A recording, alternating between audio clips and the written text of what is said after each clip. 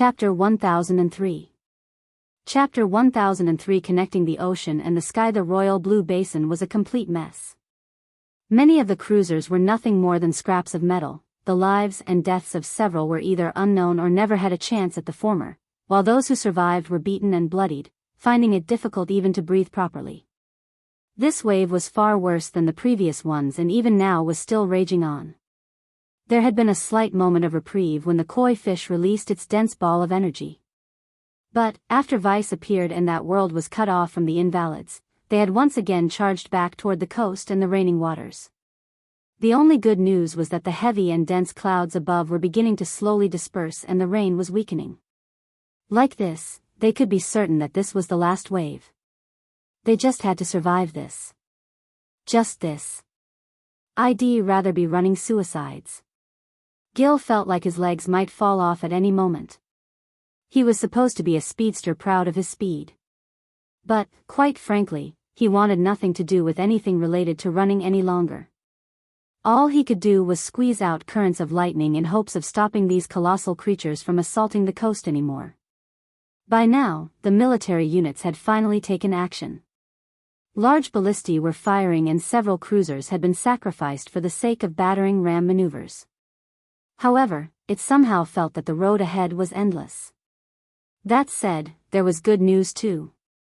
They could finally claim the force from the invalids they were killing. The only unfortunate part was that while this helped with morale, it didn't do much for their stamina. Visit.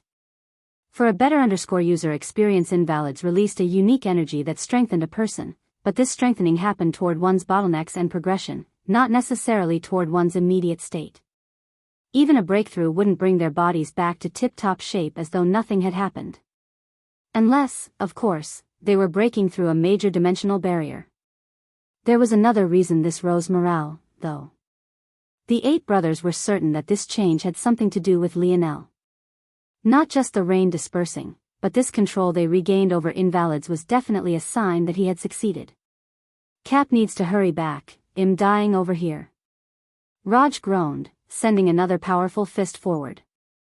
The heavy metallic sand is controlled was only getting heavier by the minute. But this point, he couldn't even kill these creatures with a single blow any longer.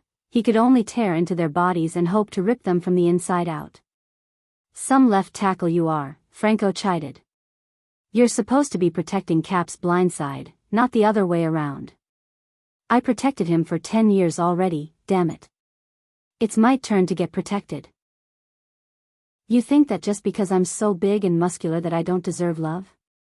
Several gazes fell onto Raj at that moment, scanning him up and down.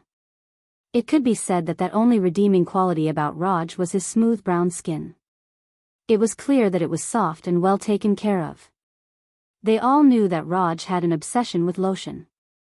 However, that was where it all stopped. Raj was almost 2 meters tall, but he seemed just as wide.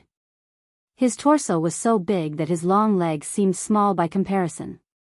And, his fat was so layered that it caused his clothing to fold in several layers along with it. The latest _AP_SODIs are on the website. Muscular? Why was it that they couldn't tell this? You all need to stop ogling my immaculate physique. I'm a person, not an object for you to drool over.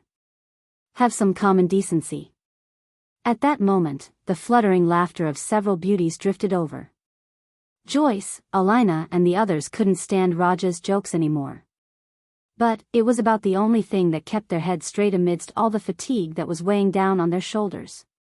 Shit. It's another one. Joel's voice cut through the noise and roaring waves. In the distance, a billowing pillar of water seemed to connect the ocean's surface and the skies above. The pressure was so fierce and the sound so loud that Joel's voice was quickly drowned out by it all before heavy, pelting drops of water began to rain down. It was yet another enormous whale. They had been appearing one after another and were easily the most dangerous of the creatures yet. Bang! Bang! Bang! Bang! The water rained down like bullets, growing harder and harder with each passing moment. In the distance, a soldier who didn't get out of the way in time was hit head-on, his skull being driven into the deck of his cruiser. By the time the water dispersed and his face was revealed, a large dent was left in his head as his eyes stared vacantly into space. Dead. Milan. Joel roared. Visit. For a better user experience, already on it. Milan clapped his hands together, the last dregs of his force being dragged up as he roared with everything he had. His energy shield exploded in size, growing from 2 meters to hundreds of meters in the blink of an eye. Veins popped up across Milan's forehead, blood seeping between his teeth as he tried to force his energy shield to grow in size. However, as it grew, it also became thinner, causing the heavy droplets of water to crash through, shattering some sections into pieces. Milan continued to hold on, his blood silently falling into the ocean beneath him. His own energy shield began to fuse with that of others with similar abilities, large sections of defensive formations glowing blinding lights as they lifted into the sky. Right then, though, the worst-case scenario occurred.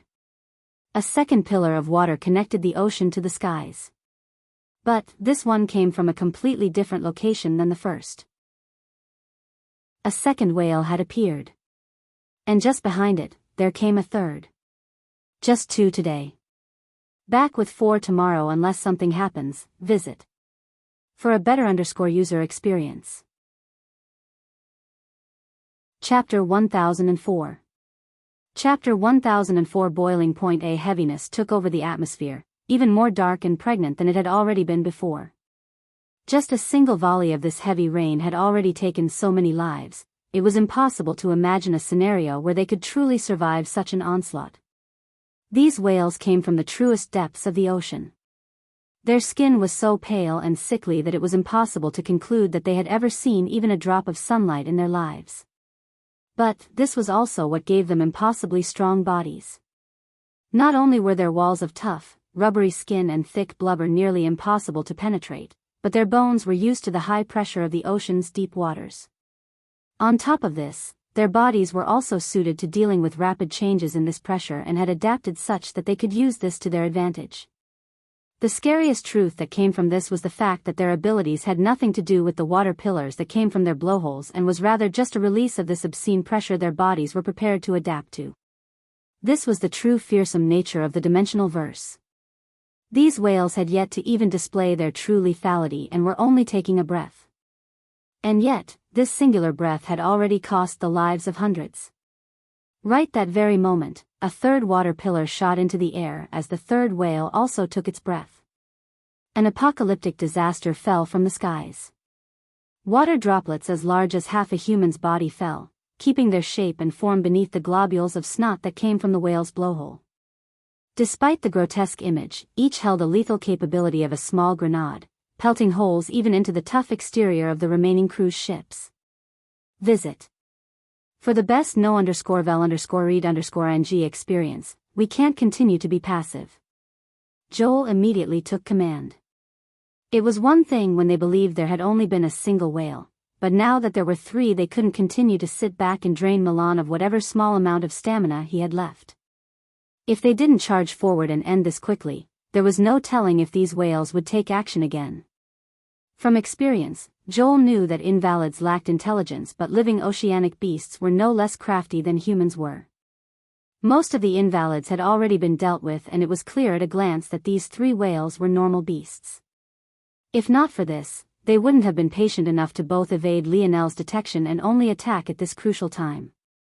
They had even staggered their appearances so they would be truly caught off guard. Without Lionel here, it was a given that Joel would take the helm. Not a single one of them raised a word of protest. Arnold, how much do you have left in the tank? However much is needed. Arnold replied plainly, neither his voice nor his expression having shifted a single iota since the very beginning. Milan, Drake. You 2 will be tasked with Raj and Alan's safety. Raj, you and Alan will need to synergize for this. Just follow everything Alan says and it'll be fine. Visit. For a better user experience. Clearly, Joel and Alan had a tacit understanding about something which didn't need to be said aloud. Without even communicating, Alan had already sprung into action, his ability kicking into high gear as he gave Raj command after command.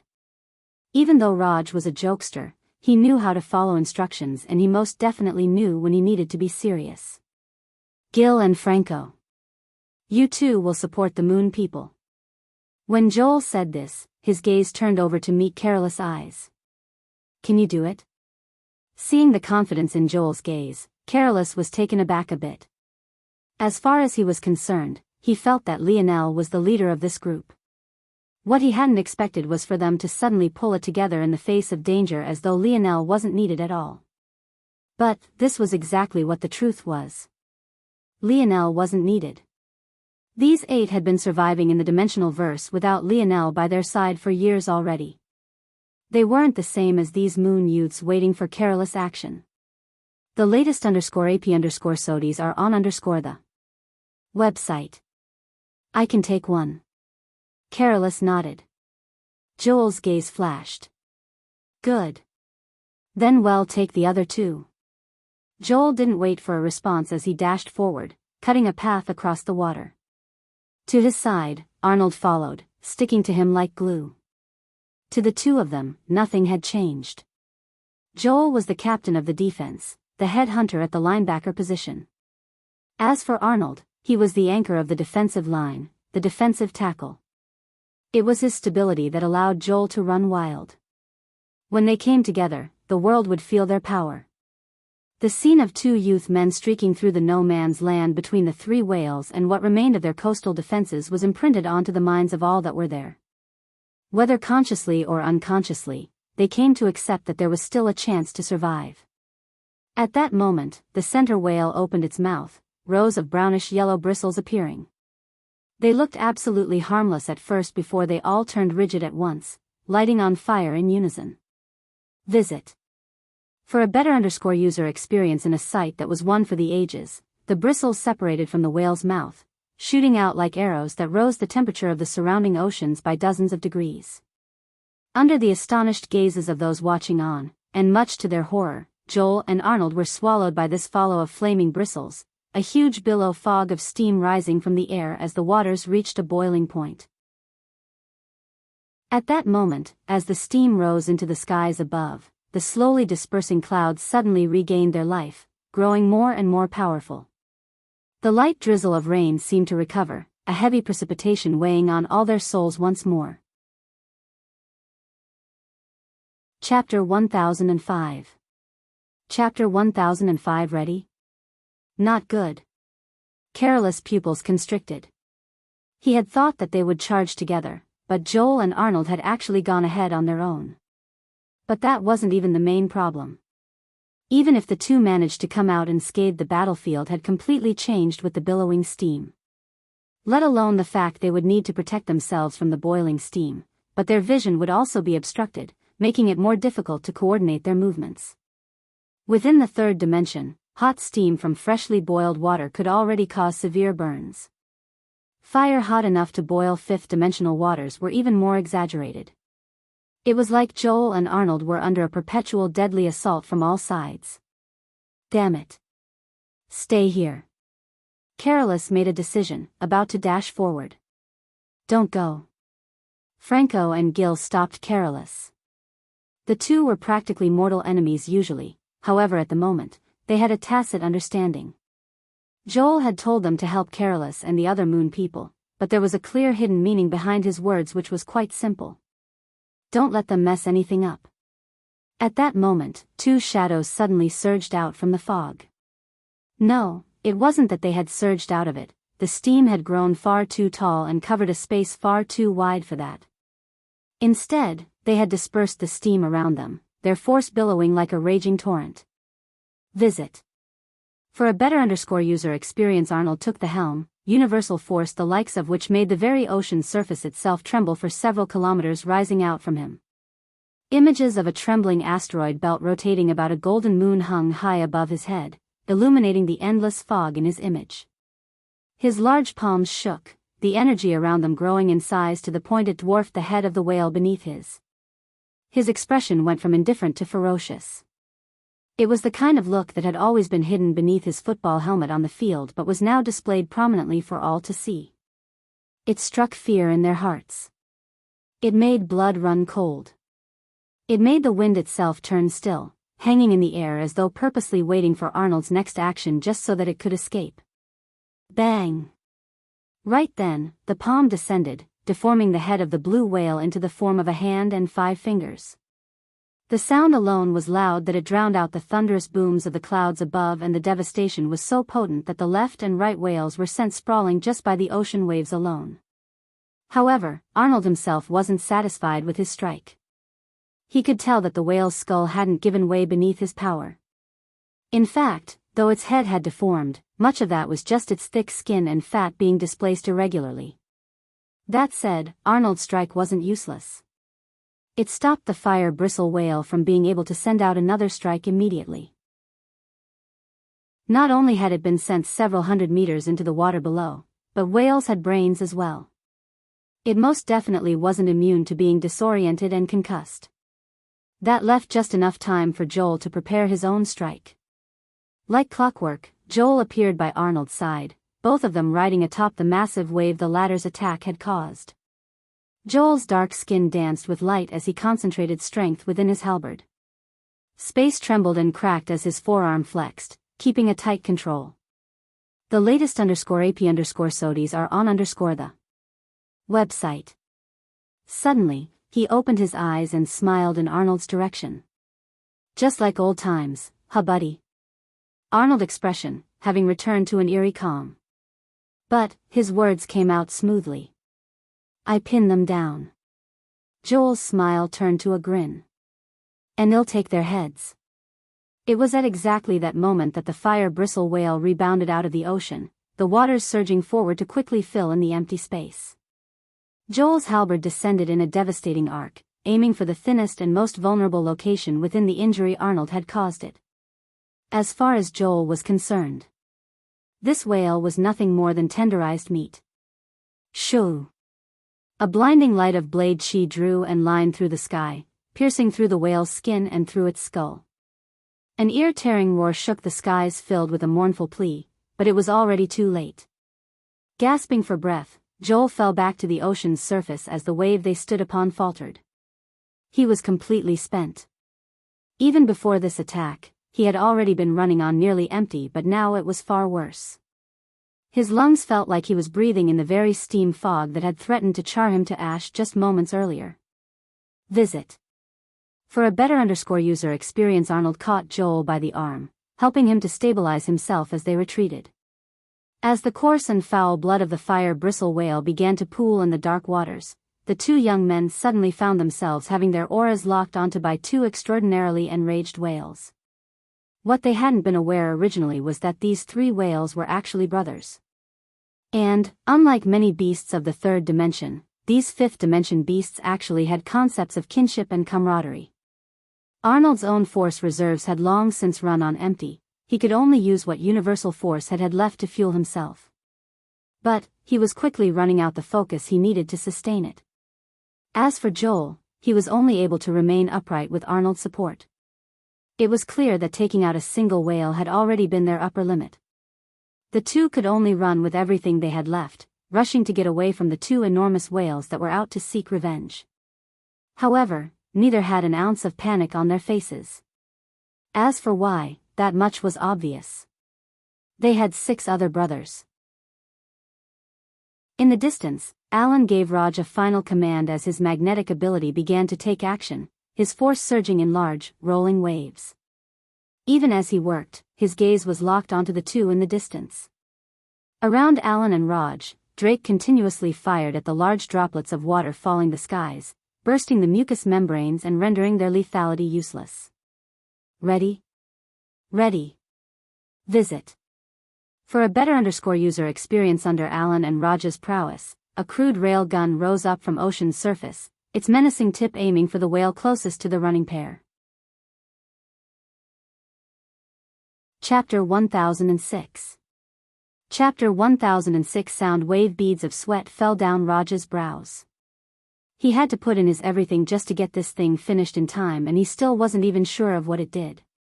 However, if it could be said that Joel was the best leader they had after Lionel, then it could also be said that Alan had the greatest mind after him as well. In fact, before Lionel awakened to his ability, it was Alan who was ranked first over both him and Aina in Class A. The rail gun was pieced together with Raj's metallic sand and squeezed until it formed a crystalline structure stronger than anything Diamond could match up against. Its barrel had a top half and a bottom half separated by a gap just perfect to fit in a ballista Alan had long since slotted in. From a certain angle, it almost looked like the maw of a dragon, force pulsing about the tip of its barrel as Alan poured everything he had into it. Drake. Drake didn't need to be told twice. As the pure marksman of the group, he had already known exactly who would be tasked with shooting this shot. "This is everything I've got," Alan said solemnly. "The latest _AP_SODIs are on the website. Leave it to me." Drake's gaze glowed, a confidence that exuded from his bones pervading his surroundings. The metamorphosis had descended long before Drake got the chance to do so, but it had to be remembered that Drake was the heir apparent chosen to replace Lionel after he graduated by Coach Owen himself. He might have been a rookie 4 years ago, but now he had grown into his own man and had the broad back to prove it. He grabbed onto the railgun's 2 anchor points, his gaze locking onto the distance. He could see Joel and Arnold running for their life, the fatigue painted on their faces being as clear as day. It looked as though they just might collapse at any time, their stamina running out before they could do anything. However, Drake's gaze could also see the look in their eyes. Over the several kilometers that separated them, their gazes met. That look of confidence was one that he would never forget. Such a big, slow-moving target. Drake grinned. "As if I could miss." Bang! The sound of the railgun firing resounded like a cacophonic boom, but it was quickly drowned out by a whistle so loud it felt as though it could be heard around the world. The recoil was devastating, the ocean waves around them being no less violent than when Arnold palmed the fire-bristle whale into the ocean. The latest _AP_SODIs are on the website. Drake could feel his arms fracturing even beneath Raj's control. The latter had done everything he could do to mitigate the recoil, but even then, both of Drake's arms became useless in the end. However, Drake didn't even seem to notice, his gaze focused on the projectile that was currently splitting the ocean in two. It was so fast that it seemed to teleport. A single blink would cause it to vanish across hundreds of meters. In fact, it had already appeared by the second whale by the time the first wave of pain was registered by Drake's mind. The whale's tough exterior was like a wet piece of paper. It didn't even seem to register what had happened to it until it swam forward half a kilometer more, bearing down on the Joel-Arnold pair with every intention of swallowing them whole. As expected, for the intelligent whales to try to obstruct their vision with steam, one of them had to have an auxiliary ability capable of helping them to maneuver such an environment. Joel and Arnold just happened to be lucky enough that the whale that recovered the quickest to rush after them was exactly this whale, leaving it with no other option of attack. It was then that a second mournful cry in just as many minutes resounded. This one, though, was particularly somber, as though it was well aware it was leaving its last brother alone. And maybe that was why it was instantly followed by a roar the likes of which shook the battlefield. The sound wave of the roar alone sent wave after wave of dark waters spreading outward. Cruisers that got caught in the mess were upended and flipped. Even Joel and Arnold, who were in the process of running away, was hit by a wall of this sound, their bones threatening to fracture beneath the pressure as they were sent flying. Visit. For the best no_vel_read_ing experience, Joel. Arnold. Gil's gaze flashed. He took a deep breath, his chest expanding as he dug deep. With a bang, he shot forward. Arcs of lightning followed his steps as he sliced through the sound wave. It felt almost like he was trying to run in water, his limbs pushing as hard as they could for less than half the usual result. But he knew that he was the only one who could get to those two in time. Joel and Arnold had already expended what force they had left. Being so close to that sound wave, they had definitely taken the brunt of the pressure. With force to protect them and under such a fatigued state, they had already lost consciousness. If no one went after them, they'd be finished. Careless gaze flashed. Space fractured around him as he anchored himself. The moment he did this, it was as though he was standing in a world different from everyone else, and the sound wall vanished. He rushed after Gil. At this point, it was a free-for-all. If he didn't take action now, when would he? The devastation that shook the coast only seemed to be getting worse with every passing moment. However, it was then that the final whale stopped roaring, its blood-red gaze rising from the ocean and bearing down on everyone before it as though the world itself was its enemy. Visit. For the best no_vel_read_ng experience at that moment, a pressure crushed down from above, compressing the water and forcing many to pour more force toward their feet so that they could stay afloat. The whale raised its tail, bloody murder marring its gaze. Chapter 1007. Chapter 1007. Halt. The sudden shift in the gravity caught many completely off guard. Those that were unable to react in time found themselves forced beneath the ocean's surface, struggling to swim back up to no avail. Panic took hold of the coastal defenses once again. This kind of cruel use of a gravitational ability was far more devastating on the open waters than it ever could be on land. The horrible sight of numerous valiant soldiers being drowned one after another was a sight that shook those that managed to stay above water to their cores. Fourth-dimensional existences could hold their breaths for far longer than most third-dimensional existences could, but this didn't mean they could do so indefinitely. The gravity whale had suddenly placed a timer on all their lives, a cruel light pervading its gaze. Damn it! Gil roared, his steps having slowed considerably. He poured everything he had into his forward momentum, but he was still a step too late. Joel and Arnold crashed into the waters. They already hadn't had any force remaining. How could they possibly scrounge up enough to resist the pull of the waters? Joel. Arnold. Gil's gaze turned bloodshot. He hadn't made it in time. The worst part was that he knew if he dove into the waters after them now, there was no way that whale would allow him to resurface. Fighting against such gravity in the water felt almost impossible. For the best no_vel_read_ng experience, fuck. Franco's gaze was just as red as Gil's. In fact, the same went for all of them. Those two were their brothers, how could they not react this way? Franco swept his gaze through the moon people before he landed on Alina. He knew that of them all, Alina most definitely had the best chance at saving them, only she could manipulate these waters even if it would be more difficult beneath the gravity field. Franco didn't waste any time and grabbed Alina's waist, hoisting her over his shoulder and shooting forward. Hey! Franco knew what he was doing was wrong. He had no right to force someone else to risk their life for his own brother, but he couldn't just sit by and do nothing. He was the only one who felt like he hadn't contributed anything. Of all of Lionel's brothers, Franco's ability was the least flashy. All he had was the strength of his body, but he had worked it to the bone. If he couldn't blast through this curtain of gravity, then what good was his strength to begin with? I'm sorry, Franco said as he shot ahead. But I can promise you that if one of us is going to die, it will be me. If the both of us are going to die, it will be me first. Alina, who had been caught off guard by Franco's actions and couldn't muster up the strength to fight back against his power, obviously not expecting one of their own to suddenly scoop her up like this, stopped resisting when she heard this. The words resonated with her heart. The latest _AP_SODIes are on _the website. Don't worry about me. Alina called out to her teammates, letting Franco carry her instead the distance. If anything happens to her. Joyce couldn't push through the curtain of gravity as easily as Franco could. Without anyone to turn her rage on, she turned a red gaze toward Milan and the others. But, what she found there was shocking to an extreme. All of them who remained. Milan, Drake, Alan, Raj.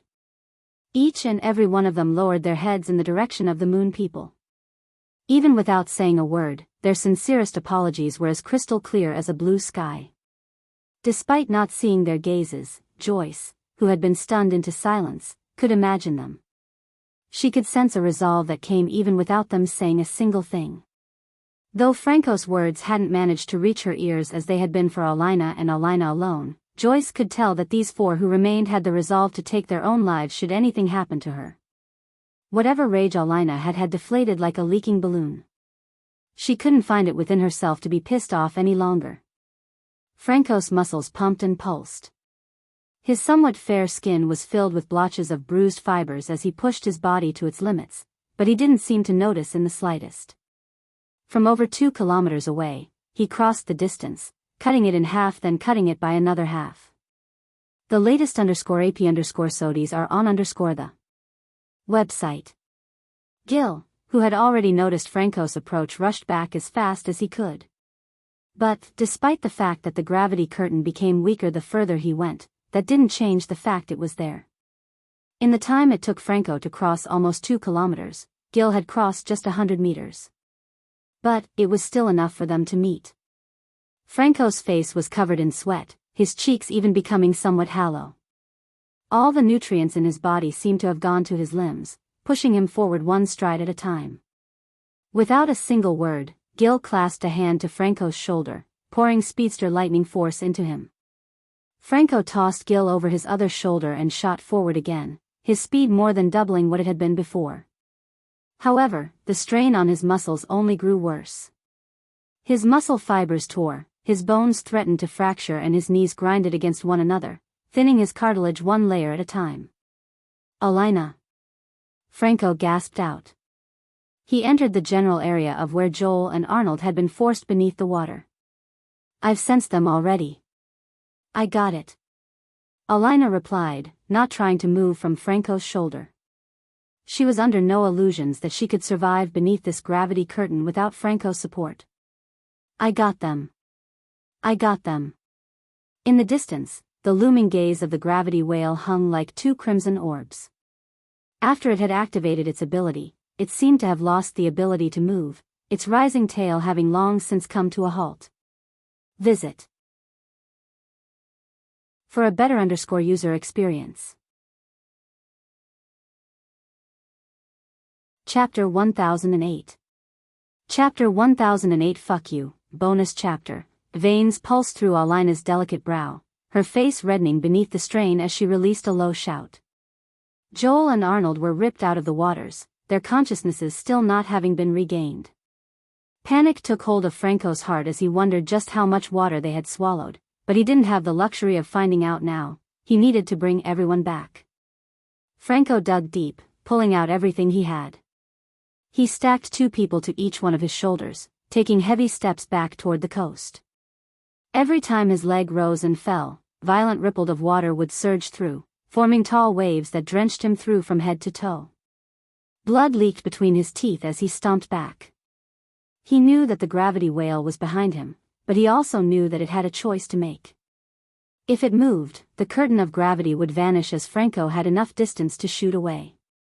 However, if it didn't move, then Franco would just continue adding to the distance between them.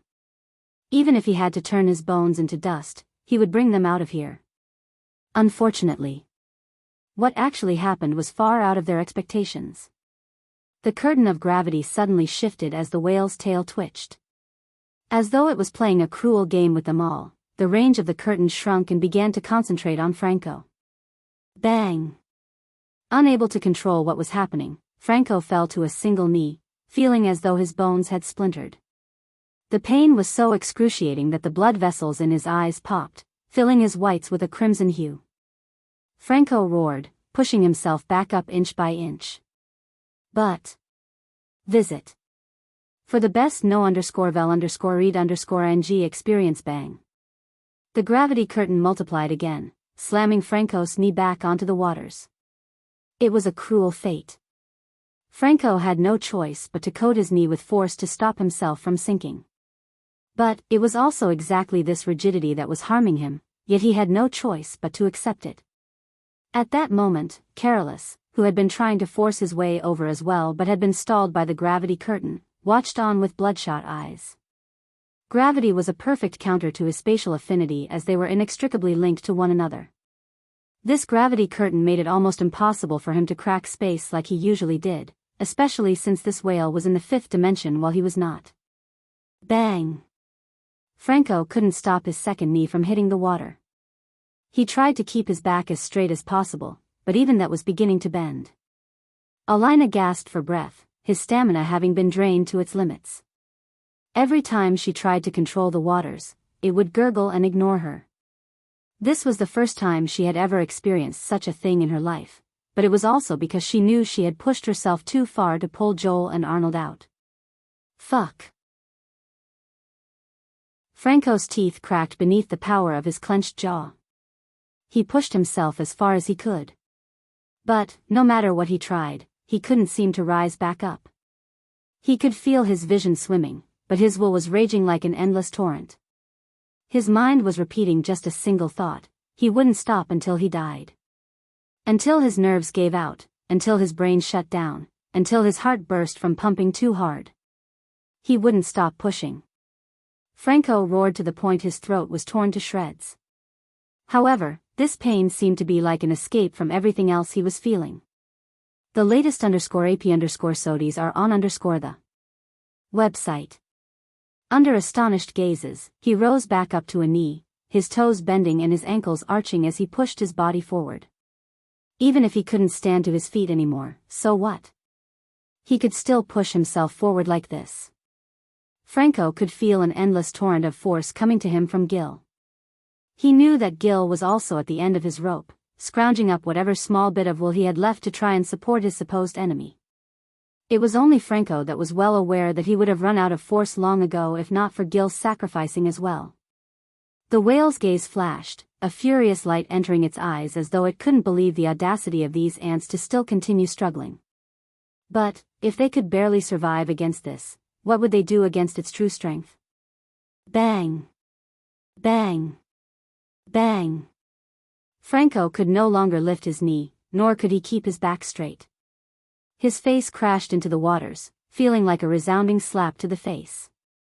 I can't. Franco held the four up on his back, coating his forehead with force and using it to push himself forward.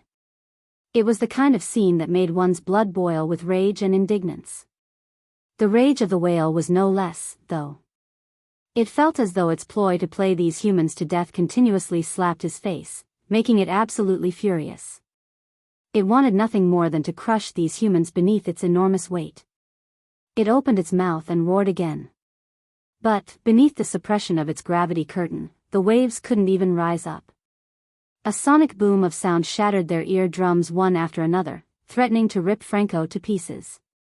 Without being able to be sent flying, the strength of the sound wave couldn't be dissipated and Franco was forced to take on the brunt of it, his mouth coughing up several mouthfuls of blood.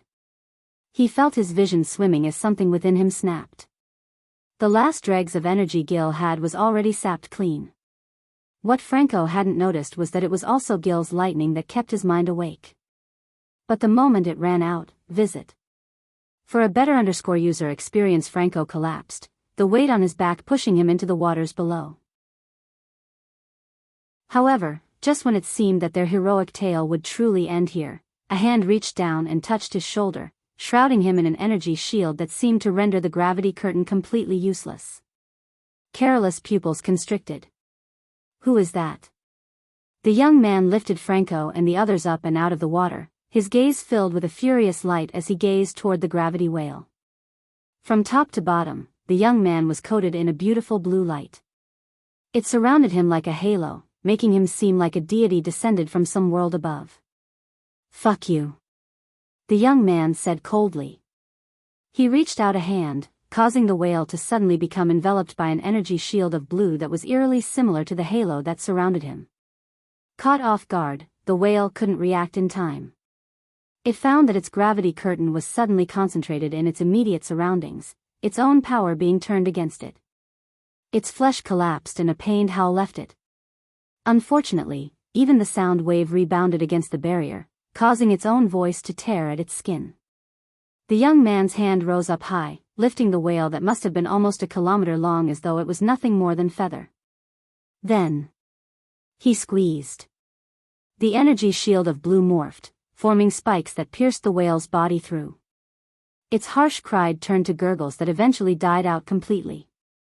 All that was left was an energy shield hovering in the air like a sack of flesh and blood. The latest _AP_SODIes are on the website. At that moment, a blazing light appeared from the distance like a streak of gold cutting across the skies. When that light came to a grinding halt, another young man appeared, this one far more recognizable to the masses. Lionel looked around the battlefield, his pupils constricting. But, when he saw the young man with his hand raised in the air, his expression evened out to the point it neared placid. James.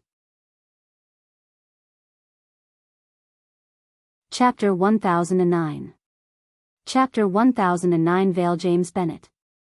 Much like the rest of the talents of Earth, he too had taken advantage of Earth connecting with the wider dimensional verse to explore what lay beyond their world as well. He hadn't ended up going to the same location as the rest of his former teammates and instead ended up elsewhere. The result was him only recently returning. He had, of course, chosen to come to the coast much like all of Earth's talent had, and he happened to run into this situation the moment he had. Regardless of how he had fallen out with Lionel, the fact remained that these were his brothers as well. They had all grown up together from the time they put their first football pads on to the day they won their last championship. How could James sit idly by and watch them die? Let alone sitting idly, James was actually infuriated, and he took it all out on the whale instantly. What he hadn't expected, though, was for his appearance to coincide with Lionel's own so perfectly. Lionel was just a half-minute later than him, or else maybe their roles would have been completely reversed. James was quite used to seeing those eyes of Lionel by now. As Lionel's best friend for over a decade, he had long since come to know Lionel's personality as well as his own. In fact, he wasn't even sure if Lionel understood himself as well as he understood him. Visit. For a better user experience, everyone thought that Lionel was a nice guy who had a bright smile for everyone, but James knew better. He knew that Lionel was a man who was measured in the way he acted and would only make a move when it benefited him the greatest while costing him the least. This was how he moved through life, constantly weighing and balancing things to optimize everything for himself. That gaze Lionel was giving him now was the very same one he gave to anyone he knew nothing about. It wasn't coldness, it wasn't rage, or anger, it wasn't even indifference. It was just a placid, vast and endless abyss with a depth impossible to see and a steadiness impossible to match. He would use those eyes to mark down every little detail he could about a target. Only when he was confident in his assessment would he make a move. But the trouble was that Lionel should already understand James well. Giving this sort of look to a young man who should have been the greatest friend you had ever had hit differently. It was worse than experiencing a cold glare, one filled with rage or even indifference. It was as though Lionel was pretending like he had never known the person before him. Flashes of what happened the last time the two met took hold of James' mind. His father had asked him to stall Lionel so that he would end up caught. In truth, James knew that he had lied to himself, convincing himself that Lionel wouldn't be harmed and that he would just be captured. With Lionel's talent, he would be too useful to the fort to maim or kill, so he would eventually be released on his own merits. Visit. For the best no_vel_read_ing experience, but deep inside James knew that was a lie.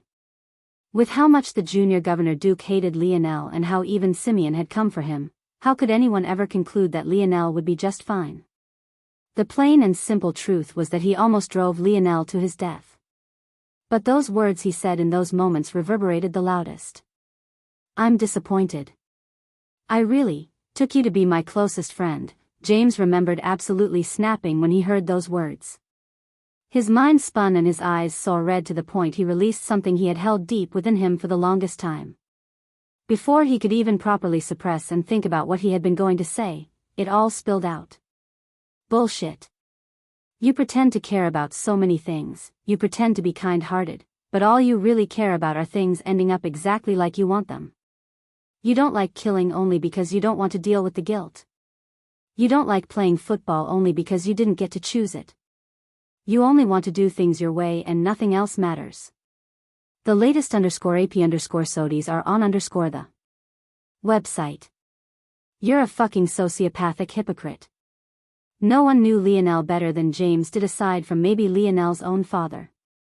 Maybe his words had a tinge of jealousy to them, maybe they were spoken in the heat of the moment, but in all such things there was always a kernel of truth to be found. James' feelings most definitely didn't come from thin air, however, whether or not he had the right to feel this way was a different matter entirely. It was hard to tell just how much had changed in the last few years, if anything at all. James was still tied to his Bennett family, working hard so that they might once more regain their former glory. At least when it came to James, nothing much had changed aside from his maturing face having gained a bit of stubble to it. As for Lionel, he had probably changed the most between the two. He didn't have such obvious signs of maturity on his face, but unlike his previously aimless self, he now had a goal that he was chasing after just as fervently as James was. It could be said that the greatest difference between them now was that Lionel was fighting for himself while James was fighting for his father and his ancestors before him. Visit.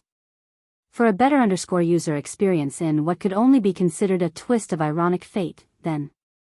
Lionel hadn't really changed at all in James' estimation, still doing things that benefited himself the most. The veil that separated two men that had once been as inseparable as brothers only seemed even more impossible to penetrate now. Chapter 10:10.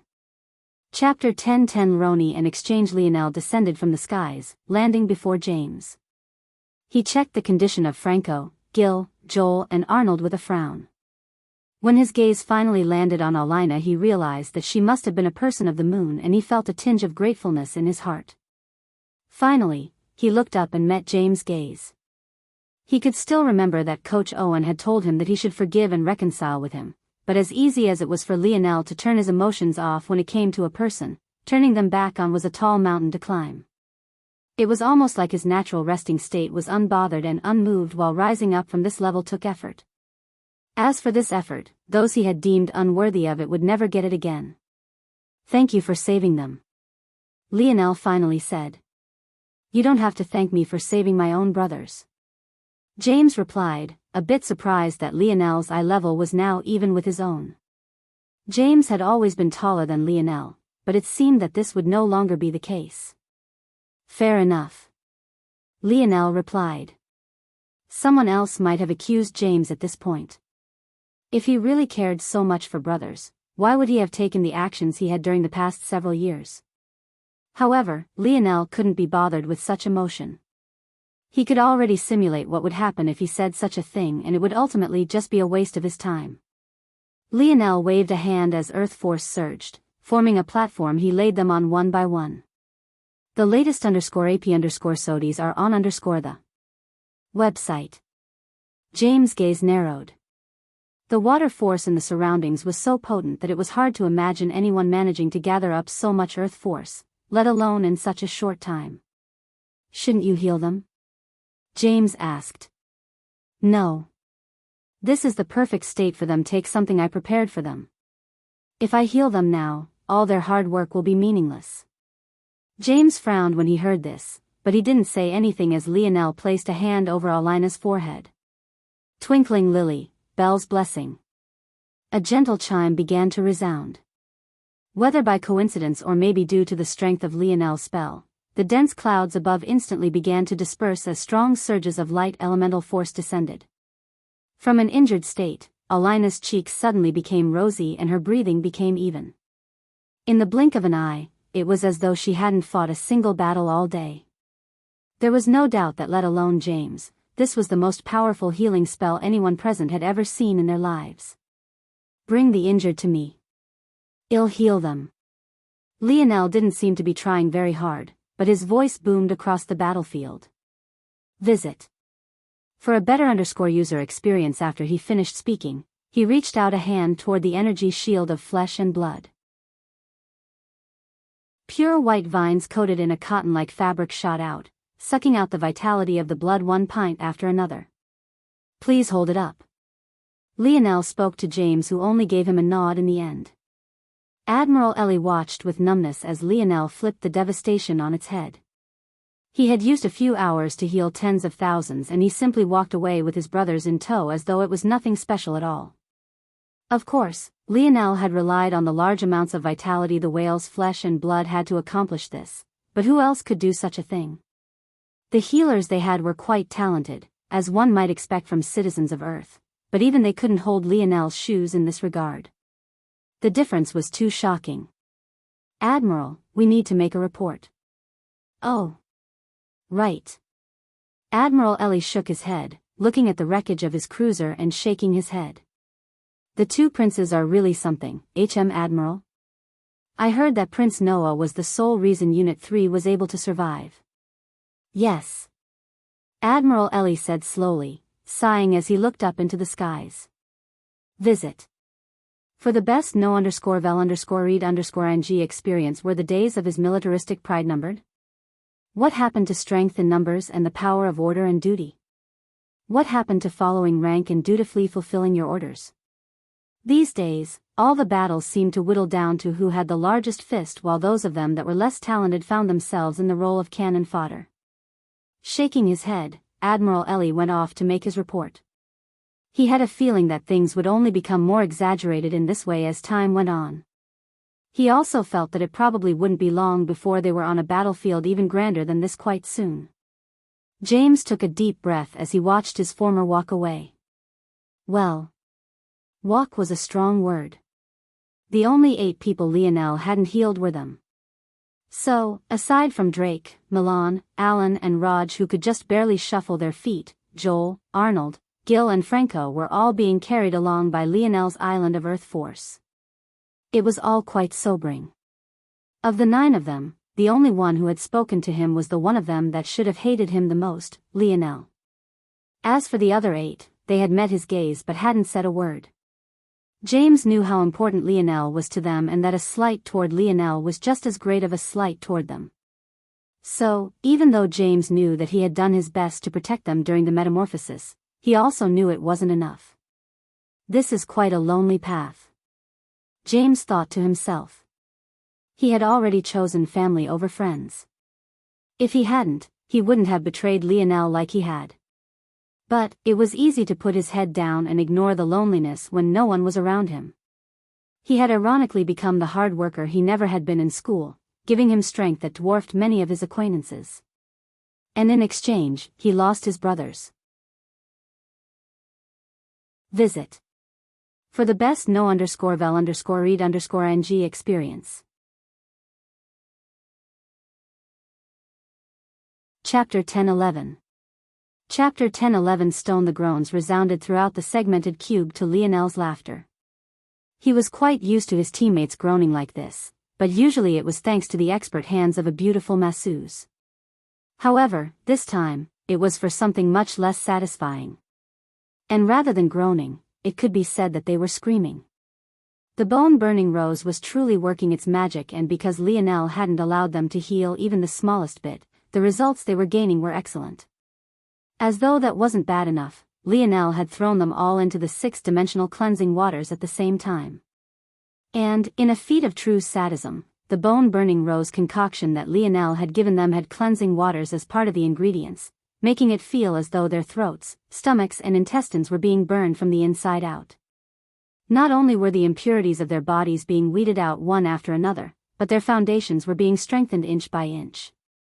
If Lionel wanted to help his brothers blaze through the 4th dimension, he didn't need to go through all these problems. After all, with the silver tablet, he could loosen any bottlenecks they faced. However, Lionel knew that the silver tablet wouldn't be able to help them to the very end. After all, even now, it had its limitations.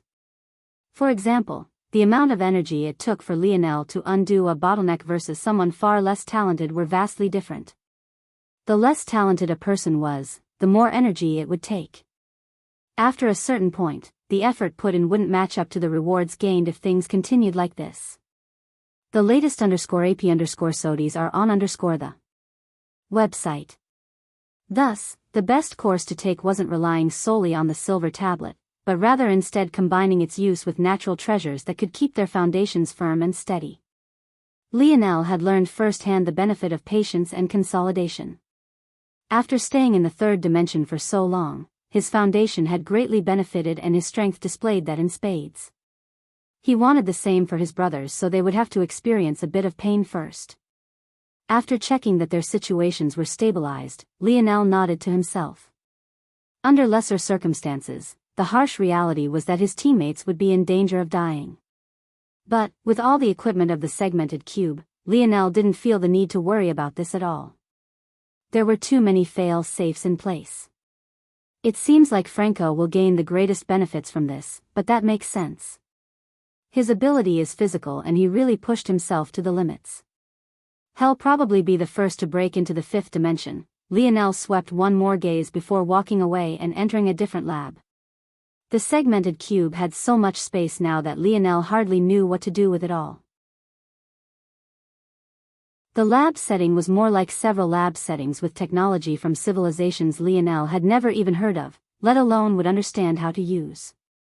He decided to keep things simple and stick with what he knew. Visit.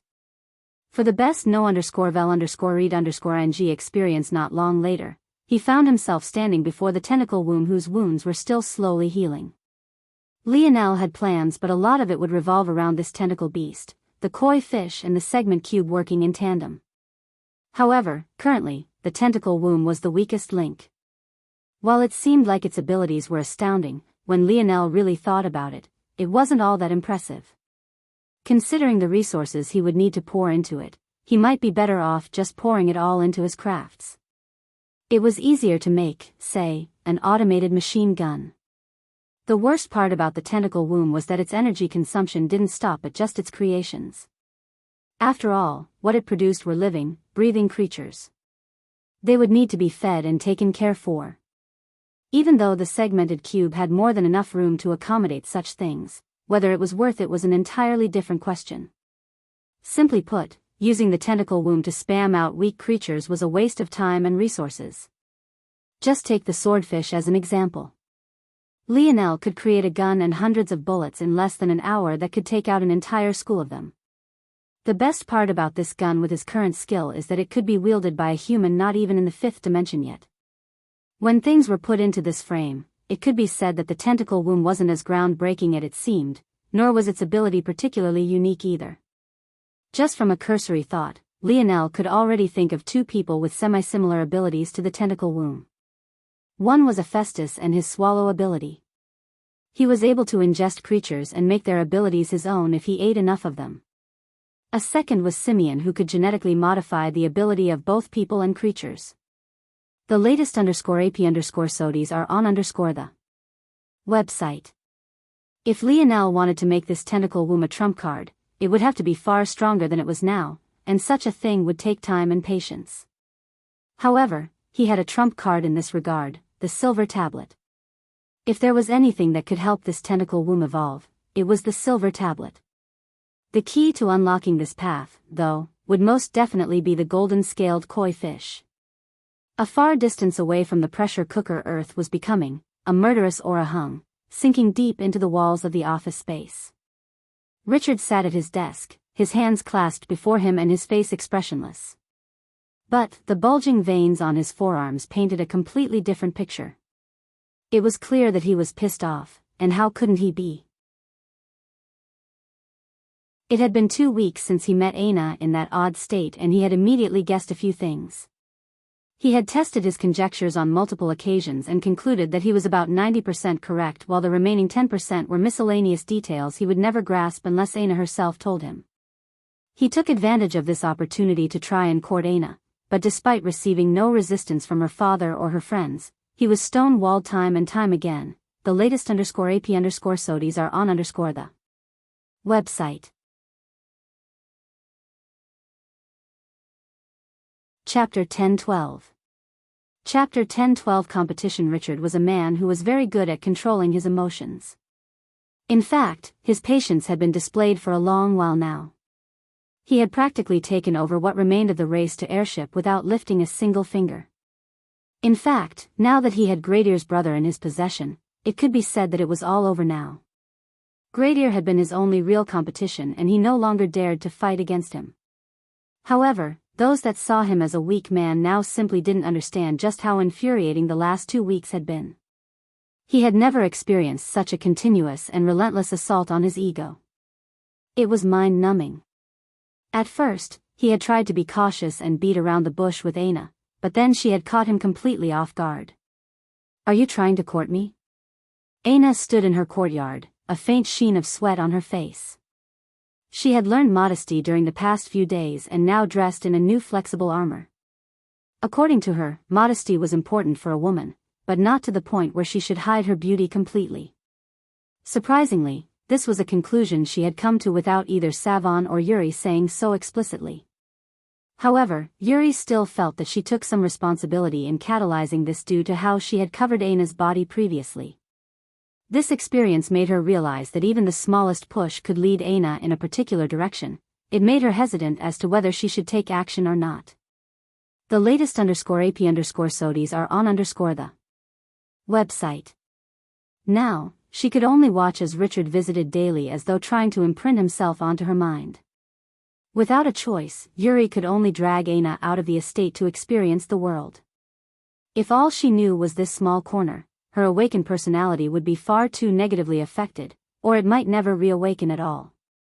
Still, even Yuri almost choked on her drink when she heard Aina's words, let alone Richard. However, Richard, who felt he had an understanding of Aina, regained his composure quickly. Previously, he had put Aina into one of two categories. She was either a block of ice that could be easily convinced to marry him, or she was a block of ice that would never marry anyone. Such cold beauties were the kind that were either logical to a fault or stubborn to a fault. In the time he had known Aina, it had seemed like she was the latter and couldn't be budged from her position. But, now that this change had occurred, and even the fact she was being so straightforward, made it seem like she had now somehow transitioned to becoming the former. Indeed. Richard said confidently. I am the heir apparent of the Viola family, and all of this will soon be mine. I would, of course, need a wife of your caliber by my side. The Viola family? Isn't that just a sixth-dimensional family?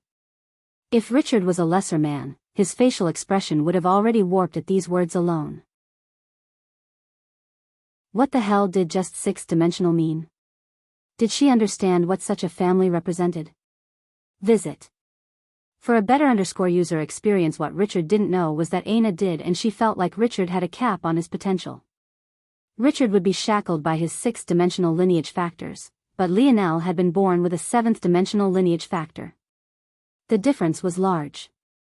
Luckily, Aina had learned in her lesson on modesty that thinking out loud wasn't a good thing either, so she hadn't said this. But she also wasn't quite good at filtering what she should and shouldn't say either. Something that would become very apparent to Richard very soon.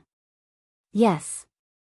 My Viola family sits at the very top of sixth-dimensional families and can be considered to be a hair's breadth away from the seventh. What we're lacking is a generation of talent that can lead us to leap over this final hurdle. This is a task we can take on together. I see, that is a decent argument. Aina nodded. After all, building something on your own will be more reliable than relying on others, especially with how important lineage is. I can be considered single right now, I think. So I can allow you to court me. Richard's internal frown disappeared when he heard this, and a light smile spread across his face. But, though I'm single right now and he might be very angry with me, according to my calculations, because I held on to this, there is still a chance between us, Aina spoke, looking down at a broken bracelet she couldn't stand to take off of her wrist for some reason. So, it could be said that you are in competition with my ex-boyfriend. Richard almost choked on air. The latest _AP_SODIES are on the website. This cold woman had an ex-boyfriend? What the hell kind of nonsense was this? That was when he remembered a conclusion he had made himself long ago. The only way to break into the heart of such a cold woman was by knowing her from a young age. Thinking of this, he relaxed. A childhood friend might have an advantage, but women usually became more realistic as they grew older. With Aina acting like this, it was clear that he wasn't so difficult to erase. Richard looked at the bracelet Aina had pointed out. A broken fourth-dimensional treasure? How pathetic. If this is my competition, this will be easy. Famous last words like these had never been spoken before. If it's a competition, I believe it's proper to let you know what the parameters are, correct? I can only tell you that you are far behind. Even setting aside talent for a moment. There is value in being attracted to your husband, as this would represent strong genes for rearing children. But you are shorter than my ex-boyfriend by half a foot and are even an inch or two shorter than myself. Your shoulders aren't as broad, your skin isn't as healthy, and your eyes aren't as pretty. Your hands are smaller, your smile isn't as appealing, and judging by the silhouette of your robes pressing against your lower body, Aina looked down toward Richard's crotch and shook her head. Visit. For the best no_vel_read_ng experience, I believe commenting on that would be inappropriate, so I will refrain. Aina's oh so kind words had nearly turned Richard blue. Chapter 10:13. Chapter 10:13. Coming when Richard had left that day, for the first time in a long time, he almost wanted to destroy everything around him. It had taken all of his self-control to leave that place with a calm smile and a nod, maintaining his image as a noble young man. But being told that he was inadequate in the face of the woman he was courting was enough to make several of his blood vessels pop and snap. Richard regretted wearing the latest fashion trends now. Much like Earth, there was a certain appeal women across the dimensional verse got from looking at the silhouette of a man's lower body. For Lionel, who liked to wear sweatpants so much, Aina had seen it many times before and had quite liked it even though she never voiced it aloud. Richard's robes worked much the same way and were even designed to accentuate that portion of his body both subtly and aesthetically. And yet, without so much as a filter, Aina had pointed it out without reserve or holding back. No, she had been polite enough not to say it so clearly. He was so grateful for her grace. Damn it. He had almost wanted to say that he was a grower and not a shower, but he knew whatever last bit of face he had left would have been completely destroyed the moment he said anything to that effect. The more he thought about it, the more infuriated he became. As though that much wasn't bad enough, after displaying her grace, Aina had gone on to point out several other things, saying that his jaw wasn't as sharp, that his voice wasn't as deep, she had even said that his butt wasn't as round. Yet, he had had to stand there and take it from start to finish. Visit. For the best no_vel_read_ng experience, it took Richard several days to calm himself, but he had returned every day to hear Aina's scrutiny, only to come back to his estate more and more dejected. He should have been entering the happiest phase of his life, but instead he was having his ego stamp down one polite insult after another. He was so caught off guard by these things that he hadn't even registered that Aina said that her ex-boyfriend was more talented than he was, too wrapped up in the other more deliberate blows to his ego. Richard forgot all the ridiculous tricks he had used to try to get Aina to change her mind, but the ending of each was more painful than the last. There's something to be said about just feeling good and doing what's right in the moment, right? I believe that everyone should be free. Richard spoke with a light smile. Feeling good is an easy way to get swept up in indulgence. Aina replied. Plus, such talk of freedom would only work if I was a man. My reproductive burden is higher than yours, and it will also make it more difficult for me to find an appropriate husband should I indulge due to the widely accepted societal norms. In addition to this, a woman feeling good isn't necessary for copulation and birthing the next generation. It is only an added bonus and is not as important as other things. It will be the last thing I consider. This is a good thing for you, though. It would be impossible for you to make me feel better than him. Richard left that day almost coughing up blood. Visit. For the best no_vel_read_ng experience, what do you like in a man? Richard asked. I like a man who can take charge and protect me. Unfortunately, you lost points in this aspect by sending me on a dangerous mission you didn't want to do yourself. You are too cunning and too scholarly. You have no edge to you and you lack a kingly air. You would rather be on the back line of a battlefield than on the front line, and that's not very attractive. However, that doesn't mean you don't have redeeming qualities. After all, I love to battle. So, if I have your child, you can stay home to rear and guide them while I fight. I can give you half a mark for that. He tried everything, but nothing seemed to move her in the slightest. In fact, it only buried him into a deeper and deeper hole. By now, it had been half a month of this, and it only seemed to get worse every day. By this point, whatever attraction he had for Aina had whittled down to a pure and condensed rage, as though he would sooner stab her through the heart than walk down an aisle with her. Richard's hands clasped together hard over his desk as he slowly attempted to regain his bearings. He took deep breaths, causing the vibrations of the room to cool down bit by bit. Right then, there was a knock at the door. He looked up and unclenched his fingers, patting down whatever wrinkles might have appeared on his robes. Come in. Visit. For the best no_vel_read_ing experience, Richard was expecting a normal servant, but what he actually saw left his pupils constricted into pinholes. A skinny middle-aged man no thicker than a broom's pole entered with light steps. He had a thick mustache on his upper lip and aftershave covering the rest of his face in a thin shadow. His head, though, was completely bald. Richard recognized this man immediately and shot up to his feet. He was none other than the current head of the oldest vassal family their Viola family had, and was probably the most trusted aide of the current family head, Vassal O'Brien. Vassal O'Brien, please forgive this junior for his rudeness. Vassal O'Brien looked Richard up and down before chuckling. No need to be so stiff, young one. I've come with good news. Richard's heart sped up. Was it that time already? Would he be officially appointed? They're coming. These words weren't what Richard wanted to hear the most, but it could be said they were most definitely the second thing he wanted to hear the most.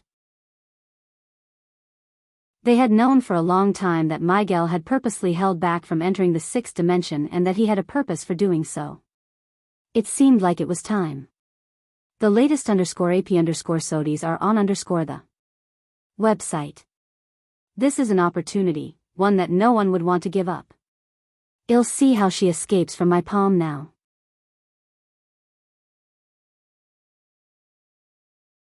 Chapter 10:14. Chapter 10:14. Pure neutral force. Lionel's palm flipped over, revealing a snow globe. Within, the half-dead body of Monkey, the third savant, lay. A sort of internal struggle took hold of him, but he eventually shook his head. Little Blackstar still hasn't woken up yet. This is a decision he'll be forced to make later. Shaking his head, Lionel pushed this thought away. He knew that there would be a lot of tough decisions he had to make on his road into the future, and he had to be mentally prepared to make them. For now, though, he still had time to think about this one. Instead, he focused on the less morally existential issues. Energy purification will make things much easier on me. Energy purification was exactly what it sounded like. It was the process of cleansing force into a higher form. This pure force was not only easier to absorb, it was marginally more powerful than force of normal kind. Visit. For a better user experience to understand how this worked, one needed to understand how force worked normally. After a metamorphosis descended, physics would gain a new law not present within the third dimension, and those new laws would revolve around force. This new law was why Lionel had gotten so lost in the weeds when he was comprehending his first offensive technique back in the Jones Zone. When Lionel learned more about the dimensional verse, he eventually allowed these overly complicated and verbose explanations fall into the background. He used his understanding of these intricacies to understand the nuances of techniques, but it was no longer at the forefront of his mind. What was key to understand was only that in addition to atoms, force also made up the existence of everything. Everything in existence beyond the third dimension had force attached to it, and the characteristics of this force was what changed the fundamental laws that governed the world. This truth was why the concentration of water force was so great on the ocean, and why James was so shocked that Lionel was able to gather up earth force so quickly in a region it shouldn't have been so easy. However, it was exactly this that made most force impure. The fact Lionel could gather up so much earth force in an environment that wasn't conducive to it at all spoke volumes. Often, in nature, it was impossible to find a single pure force of a singular kind without influence of other force. Just taking the ocean as a continued example, were there not countless particulates that made up its being? Setting aside the most obvious in salt, there was oxygen content within water, countless other gases, and that didn't even mention the numerous microscopic organisms. Visit. For a better user experience, this was all to say that there was never any true pure force, and this was exactly why neutral force was the most abundant of any kind. This was because neutral force represented the amalgamation and balance of countless different forces into one. The natural inclination of force was to amalgamate and enter this balanced form, and it took effort, affinity, and power to separate this neutral force into its individual parts. And this was where the abilities of the golden scale koi fish truly began to shine. Not only could it separate out neutral force into its individual parts, but it was also capable of producing pure neutral force, the pinnacle force that all force tended toward. The individual parts of neutral force were easy enough to understand, but pure neutral force was a somewhat novel concept, but it didn't take much explanation to grasp either. While all force tended toward fusion, there would, of course, be less stable and less perfect fusions. These forms of neutral force were everywhere, they had reached a good enough balance, but there would definitely be clashes within its structure that would lower its power. This imperfect neutral force could be akin to regular gas at a gas station, while pure neutral force could be akin to premium gas. The gold koi fish was able to gather up this force and help it to enter a perfectly balanced state. This was the shocking ability of its energy purification. But why was this useful? What good was this pure neutral force? The latest _AP_SODIs are on the website. The answer to that was simple. Pure neutral force went further in the energy it could produce. A single unit of impure neutral force was worth maybe 1/100th of pure neutral force, and that was at the lowest third dimension. The higher the dimension, the wider the gap became, because the formation of pure neutral force also became more difficult. In addition to this, the energy that invalids released upon their deaths was actually a form of neutral force, a step above impure neutral force but a step below pure neutral force. It had already been seen by Lionel long ago that this force was able to loosen and undo bottlenecks one might experience in the future. So just how much better would pure neutral force be at this? In truth, Lionel knew the answer to this, because pure neutral force was exactly what the puppet master variant invalid had released upon its death. Thanks to that single variant invalid and single absorption of pure neutral force, Lionel's bottlenecks in his metal body had loosened by 3 or 4 stages. By now, the prowess of the little koi fish should be obvious. If pure neutral force was worth so much more, and this little one was actually able to produce 5th-dimensional pure neutral force, then wouldn't that cut down the amount of force Lionel needed to awaken his former army? Rather than allowing the silver tablet to absorb the force directly, why not allow the koi fish to do so instead? Upon creating the pure neutral force, Lionel would allow the silver tablet to absorb it, and the benefits would be even greater. On top of this, this was the high-level force that the silver tablet needed to awaken Norman's former fiancée, the very young woman whose blood had fed and awakened the silver tablet to begin with. Objectively, when it came to undoing bottlenecks, the silver tablet was better than even pure neutral force was. But, if the abilities of the koi fish and the silver tablet were synergized, just what kind of impact would that have? Visit. For the best no_vel_read_ng experience, the best part was that this was just the tip of the iceberg. To now, Lionel had only been following a single train of thought, one that followed the benefits of pure neutral force. However, what he hadn't yet touched upon was the opposite path. Just what were the benefits of the dissection of neutral force to form other pure forces?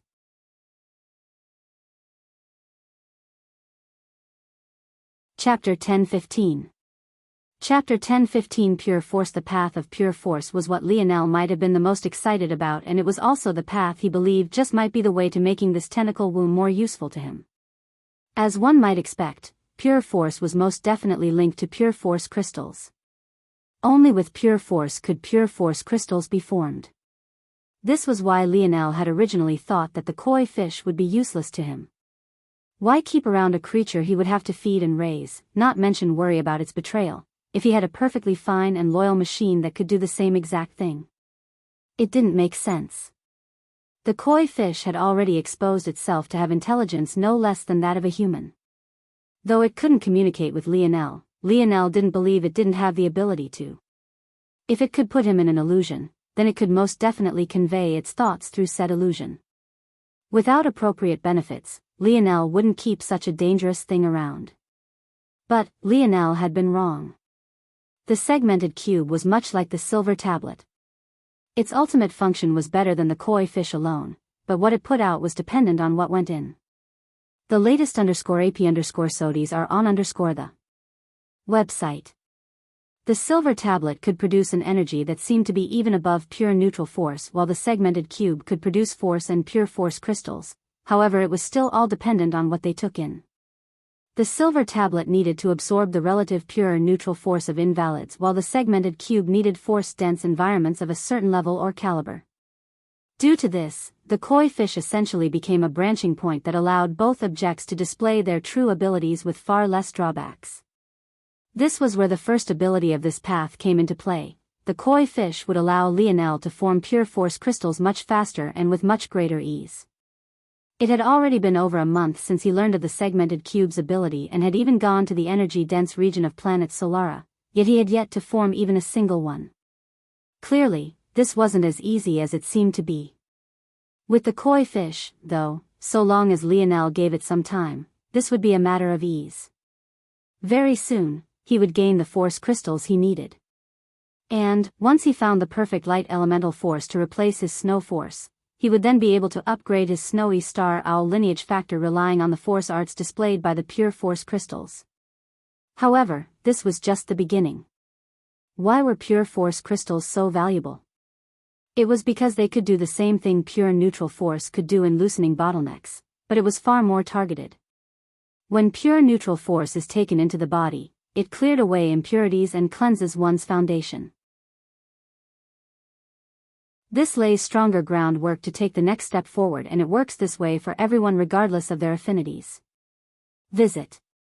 For the best no_vel_read_ing experience, however, pure force in general is usually tied to a particular ability or a particular lineage factor. The root of these powers comes from pure force. So, when one absorbs pure force, rather than increasing one's overall foundation in a general sense, pure force targets what it is familiar with and bolsters this instead. Take Supreme Monet, for example. She has an elemental ability and it falls under the unique elemental category. It had to be remembered that the three forms of elemental ability were either unique in that it gave a special ability, neutral in that it gave general control over elements, or evolutionary in that it allowed Onto to improve the element into higher and higher forms. Supreme Monet could use her flames to heal herself, not much unlike a phoenix, so she falls under the unique category. Under normal circumstances, there are only a few ways for Supreme Monet to increase the strength of her ability. She could swallow a beast crystal, she could be patient and wait for it to mature through her training, she could increase her dimension, and finally, she could wait for her home world to increase dimensions as well. These latter three options all took time and patience, while the very first option was a crapshoot. There was a very low probability of a beast crystal taking effect, and it might cause a varied mutation that wouldn't be exactly what you were looking for. However, pure force crystals were different. Not only did they take near immediate effect, but there was no unpredictability factor. It would work 100% of the time and it wouldn't mutate your ability, it would only allow it to progress along its designed path. Visit. For a better user experience by now, what Lionel wanted to do was obvious, then. All he needed to do was understand the underlying pure force that governed this tentacle womb's ability. Then, he would use the koi fish to create and feed the tentacle womb these pure force crystals. Over time, the tentacle womb would eventually strengthen to the point investing in its reproduction was worth it for Lionel. It only took a few questions from the dictionary for Lionel to understand exactly what the tentacle womb needed to evolve. Life force and blood force had already been guessed by me, so this much was obvious. I can probably gather up the two forces just from killing beasts, since I'll have to do that anyway. But, this third force. What is breaking force? Lionel was intrigued. This simple matter had seemingly become complicated once again.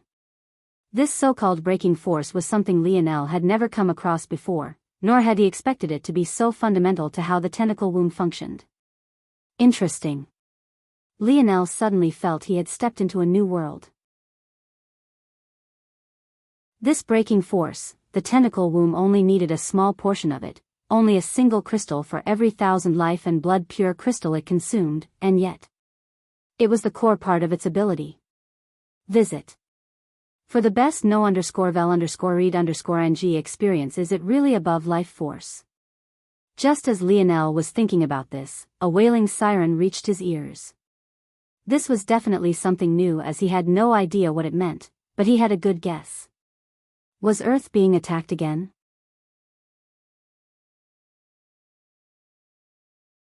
Chapter 10:16. Chapter 10:16. Cold. Lionel frowned lightly and turned. With quick steps, he made it to the pool he kept the koi fish in. Almost immediately, the fish jetted away, trying to get as far from Lionel as possible. However, its efforts were meaningless. It didn't have a strong body to begin with, and the only thing it could do with the energy it purified was inhale and exhale it. It didn't seem possible for it to use it personally. With a wave of his hand, Lionel brought the koi fish out in a globule of cleansing waters and faced it. "You like these waters, right? They're the best waters you've ever swam in?" Lionel felt a bit ridiculous talking to a fish, but he didn't patronize it, nor did he dumb down his tone of voice. Instead, he laced his dream force in with his words, conveying an intent with their subtleties. With this koi fish's force affinity, it should be able to understand Lionel very clearly. The koi fish released an air bubble that looked a bit adorable in Lionel's direction. But, when the soul force waves reached Lionel, his lips twitched. "This little bastard just spit at me?" Visit. For a better user experience, Lionel wasn't sure whether he should be angry or if he should be laughing. It was so abnormal that he really wanted to do both. Clearly, this not-so-little fish didn't want to admit how much it enjoyed swimming in cleansing waters. Just from a couple weeks, it felt like it had been reborn. Its abilities even worked much faster and better than it ever had in the past. On top of that, cleansing waters was the best medium for force transfer it had ever come across. Normally, when it was stuck in water, it had to divert a bit of its energy toward creating a cleansing halo around it. This was why when Lionel first met it, it looked like it had a spotlight on it. However, this took a lot of preparation and slowed down its efficiency in gathering up and converting energy by more than half. The cleansing waters fixed all of this with ease. Plus, it wasn't salty like the ocean it hated so much. It could be said that the koi fish was a clean freak. It had been worried about where Lionel would put it earlier, but it felt at ease now. That said, it would never admit that to Lionel. The koi fish obviously disliked humans, or else it wouldn't have done what it had done. Though, it could be said that it also disliked invalids as well for clogging up its waters and always coming after it. "So you don't want to admit that you like this water, huh?" Lionel smiled lightly. "Okay, I'll put you back in the ocean, then." The golden-scaled koi fish suddenly panicked, wiggling about the waters. It looked quite beautiful, its fins floating about like silk fabrics. Visit. For a better user experience, "Oh, so you want to stay, then?" Another bubble. Lionel grinned, but it was quite cold to the point the koi fish trembled beside itself. "Do you know how many people your actions killed? Do you know how many mothers will go without sons now? How many fathers will go without daughters? On my battlefield alone, there were almost 50,000 individuals defending a stretch of a couple dozen kilometers. Now, there's barely 40,000 remaining, and all their deaths are on your head." The koi fish stood frozen in the globe of water, suddenly feeling suffocated. Fish needed to move to be able to breathe, but no matter how hard the koi fish tried, it couldn't loosen itself from Lionel's death stare. "Did you think that just because you look beautiful, that just because you seem innocent enough, that I would be fooled? To me, you're a mass murderer that deserves death no less than if it was a human standing before me now. The only reason I haven't killed you is because my partner is in a coma and I can't extract your ability. However, I promise you, if you don't cooperate, if you don't make yourself seem useful, if you can't give me a reason not to kill you and put your ability within something else more beneficial to me in a year from now, I'll give you the most horrible death you can imagine. Do you understand me?" The latest _AP_SODIes are on the website. Lionel was inwardly furious at the audacity of this koi fish. If it was before he had made his resolve to become a king, he would have long since slaughtered this koi fish and its companion. However, now, he felt like he had to make choices that were a bit beyond the scope of his own moral compass. Objectively speaking, the koi fish would save more lives under Lionel's control than it had ever taken. This was the cold logic of it all, so it was the choice Lionel had chosen to make this time. However, Lionel didn't have a beast control ability, nor did he have anyone he trusted enough to hand over these responsibilities to. So, if this koi fish didn't cooperate, he wouldn't hesitate to toss it into a snow globe and kill it once little Blackstar awoke. The fear the koi fish was palpable, but it still forced itself to nod. Though it couldn't understand the intricacies of Lionel's words, it understood the gist of it enough to understand what would happen to it if it didn't cooperate. Ultimately, it was still willing to do what it had to do to survive. Good. Lionel said coldly. With emotion, Lionel took out a familiar vial. This was none other than the ocean drop vial that Kira had given him. But it had been modified by Lionel a bit. Of course, if others knew that Lionel was modifying a silver-grade treasure as a bronze crafter, there would likely be an uproar. But Lionel himself didn't find it to be that big of a deal. Lionel hung the ocean drop vial around his neck after siphoning large amounts of cleansing waters into it. Then, he transferred the golden-scaled koi fish into the necklace vial. The latest _AP_SODIs are on the website. After he did this, he also transferred the silver tablet before dropping in the ores he would use to refine his metal body. Purify the essence of these ores and transfer them to me after you are done. After issuing this command, Lionel shot off toward where his brothers were resting.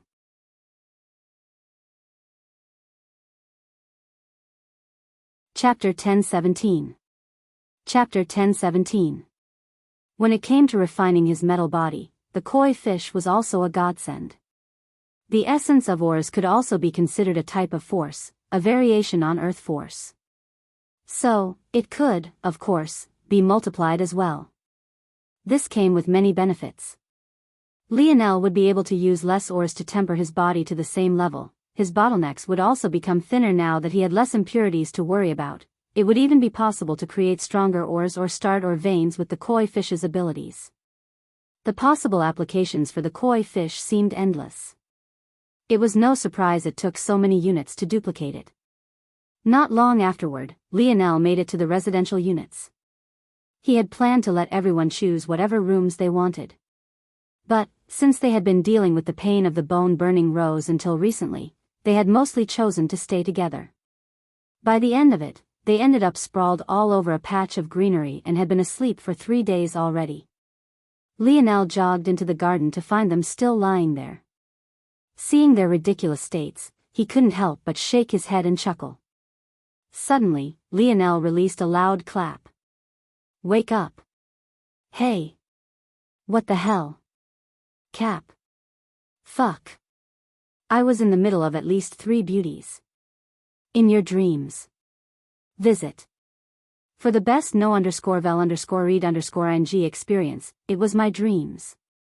Lionel grinned. One after another, strong auras standing firmly within the 5th dimension began to blossom forth. It was a fantastic enough sight for Lionel to ignore the terrible smell that was coming from them for just a moment. Truthfully, Lionel was pleasantly surprised. Though they weren't exactly far from the 5th dimension to begin with, Lionel still thought it would have taken at least a month or 2. It's probably the influence of Earth. Coming from a talented world really has such a large benefit. It's unfortunate, though. I also wanted to get them to practice dimensional cleanse, too, but there's no time right now. All right. Lionel finally put an end to the commotion.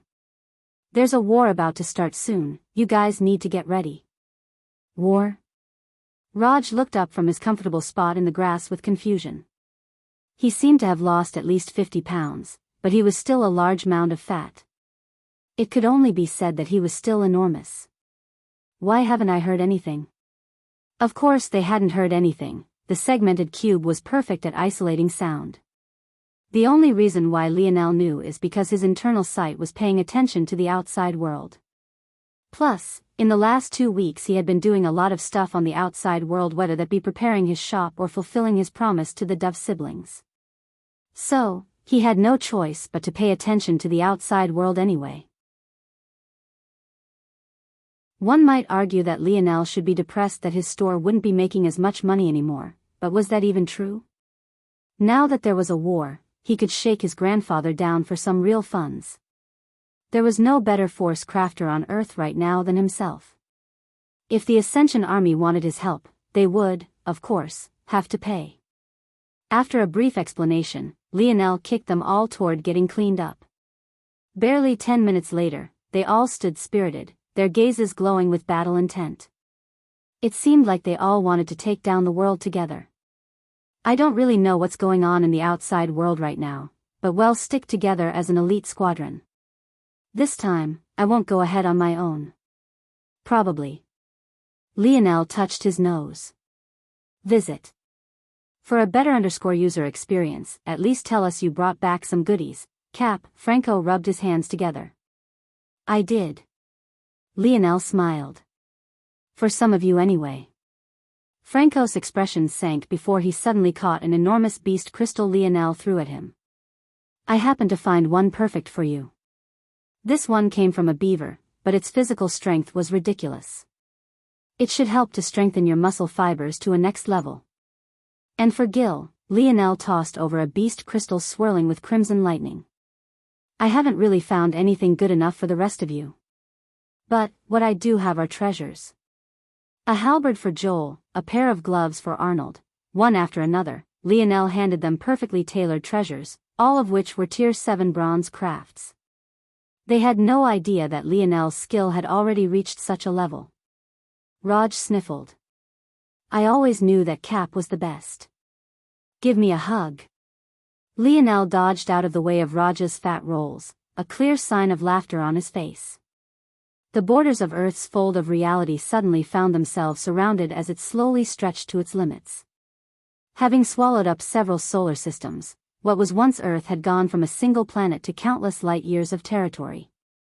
After thorough investigation, there was no one who wasn't aware of Earth's greatest weakness, population. Having suddenly gained so much territory, it was simply impossible for Earth to defend it all. This was the best chance they would have to claim the talent of a future 8th-dimensional world for themselves. Visit. For the best no_vel_read_ing experience among these individuals, there were many that were more than just a little familiar, many that Lionel had fought not too long ago. Including the Midas and Radix family. However, if one thought that was the end of it, they would be sorely mistaken. The greed that such soon-to-be fertile lands represented was simply too much for anyone to give up. It was amidst this chaos that Elther sent Lionel a message. Imperial Father, the expansion of our fold of reality has reached a critical point. If they take advantage of this to send 6th-dimensional existences in. Galeran finished giving his report to Emperor Fox. However, what he hadn't expected was for his father to uncaringly continue meditating after speaking a few careless words. They want. Emperor Fox said casually, not opening his eyes. Why? Galeran asked. Because they're cowards. Emperor Fox said lightly. Galeran blinked but didn't quite understand how to respond to this. Should we move out the elite troops? No. Emperor Fox replied. But, Imperial Father. They'll be overmatched. So what? Just sick my grandsons at them. What the hell did I birth them for if not this? Visit. For the best no_vel_read_ing experience Galeran, just 2 chapters today.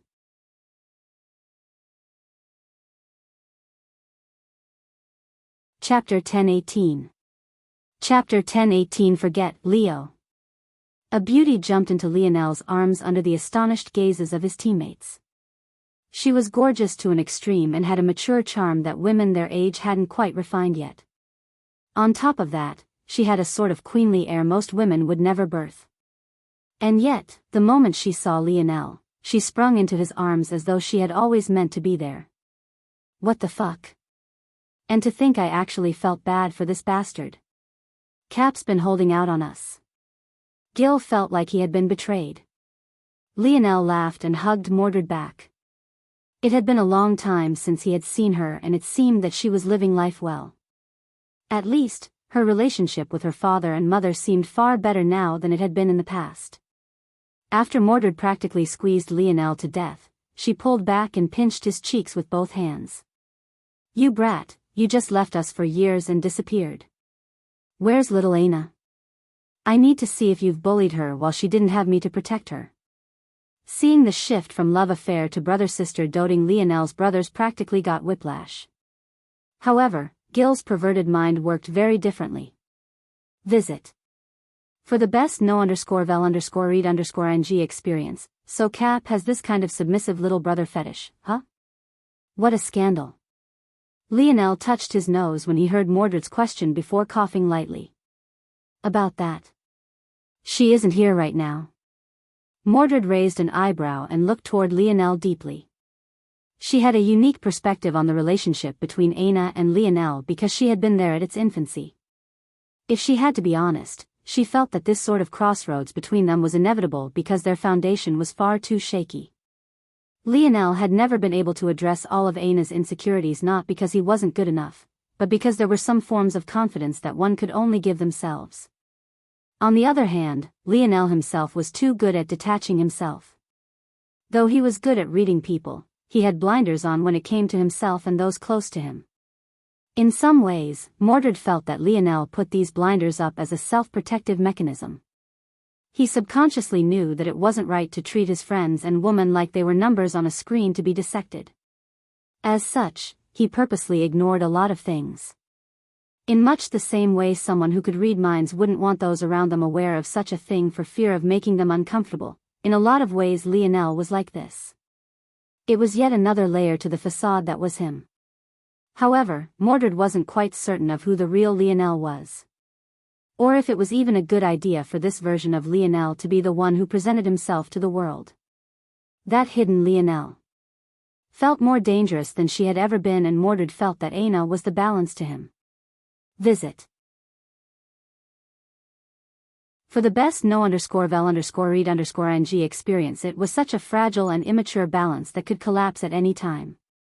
At least for now, it seemed that Lionel still felt that the relationship was mendable as he hadn't had a fierce reaction to Mordred's words. However, she could also feel that this tipping point wasn't very far away. If something went wrong, all right, in that case, I can let you off the hook a bit. But, only a bit. Mordred replied. Lionel suddenly grinned. Really? But I come bearing gifts. Lionel took out the beast crystal he got from the Black Swan. The moment it appeared, it radiated a powerful aura of darkness that attracted Mordred instantly. Mordred's eyes twinkled, grasping the beast crystal with both hands.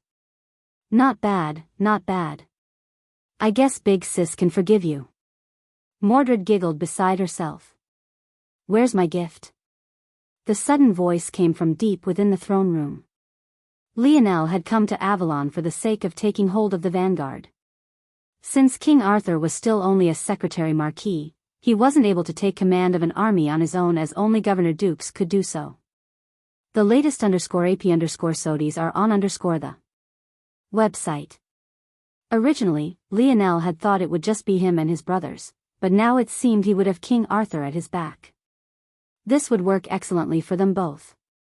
Mordred and Arthur both were very competent generals and wouldn't need Lionel's constant support. This would allow Lionel and his brothers freedom while being able to rely on a backbone. It would definitely be a lethal combination. At this moment, the group stood within a hallway of Camelot's castle, though it couldn't really be considered a castle any longer and was much more like a modern estate. The whole of Avalon had been modernized and the remnants of royalty had been expunged. The so-called throne room was just no longer this and was just a meeting place they should have been headed to. But, Lionel had gotten distracted reuniting with Mordred and forgotten this. Unsurprisingly, the voice was from Arthur, who accompanied by Guinevere and Lancelot both. In fact, there were other knights of the Round Table present, but many of them weren't the original members that Lionel had become used to. Obviously, new talents had risen up in the time Lionel had been away. With the new system of the Ascension Empire, the talents that Camelot had mostly neglected in the past due to their poor backgrounds were rising up one after another. And, as citizens of Earth, they were all extremely talented as well. Lionel laughed. I didn't manage to find anything new. But, if you still need help with your streaking problem, I might be able to do something to help. Arthur, who had come with kind intentions, suddenly faltered. He had gone through great pains to ignore the fact his bare ass had been bared for all his citizens to see during the war just 4 years ago, all for Lionel to pick at this scab the moment he appeared. The latest _AP_SODIs are on the website. Forget I asked for anything. Arthur grumbled. An eruption of laughter followed his words.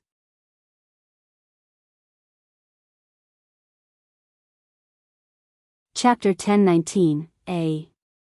Chapter 1019 Order. After pleasantries, the group got to business quickly. They were all aware that they were under the command of Lionel, but it was ironically Lionel who knew the least about what was going on right this moment. So, he listened patiently as things were explained to him by Arthur. A star map was laid out on a large wooden table. It had a faint holographic character to it. Every time Lionel's eyes refocused, he would find a new layer to observe. It was definitely a clever piece of technology that left him a bit intrigued. The situation is getting more complicated with each passing moment, but we believe that we have a good grasp on where the borders of our fold of reality will stop. It will be defined as such. Arthur pressed a finger down and the star map changed. The instant the borders became defined, Lionel's dreamscape went haywire, his pupils constricting. A bit of his aura leaked, causing the atmosphere to shift. Arthur looked up from the map toward Lionel, his pupils also constricted. He couldn't fathom just how powerful Lionel had become in just a few years. He felt like a completely different monster. Is something wrong, Lionel? Arthur asked. Lionel narrowed his eyes and didn't respond immediately. But, he soon calmed and exhaled a breath. The latest _AP_SODIs are on the website. It's not important for now, you can continue. Sorry about that. Arthur paused for a moment before nodding. Since Lionel had said so, there was no point in pressing him. Since he would be taking charge of this anyway, Arthur had confidence that Ryu would definitely put them in the best position to win. After all, it was thanks to his contribution that they had dealt with White City alone, something that gave them more than enough leverage to negotiate with the Ascension Empire. Thanks to that, they were able to maintain a semblance of autonomy today.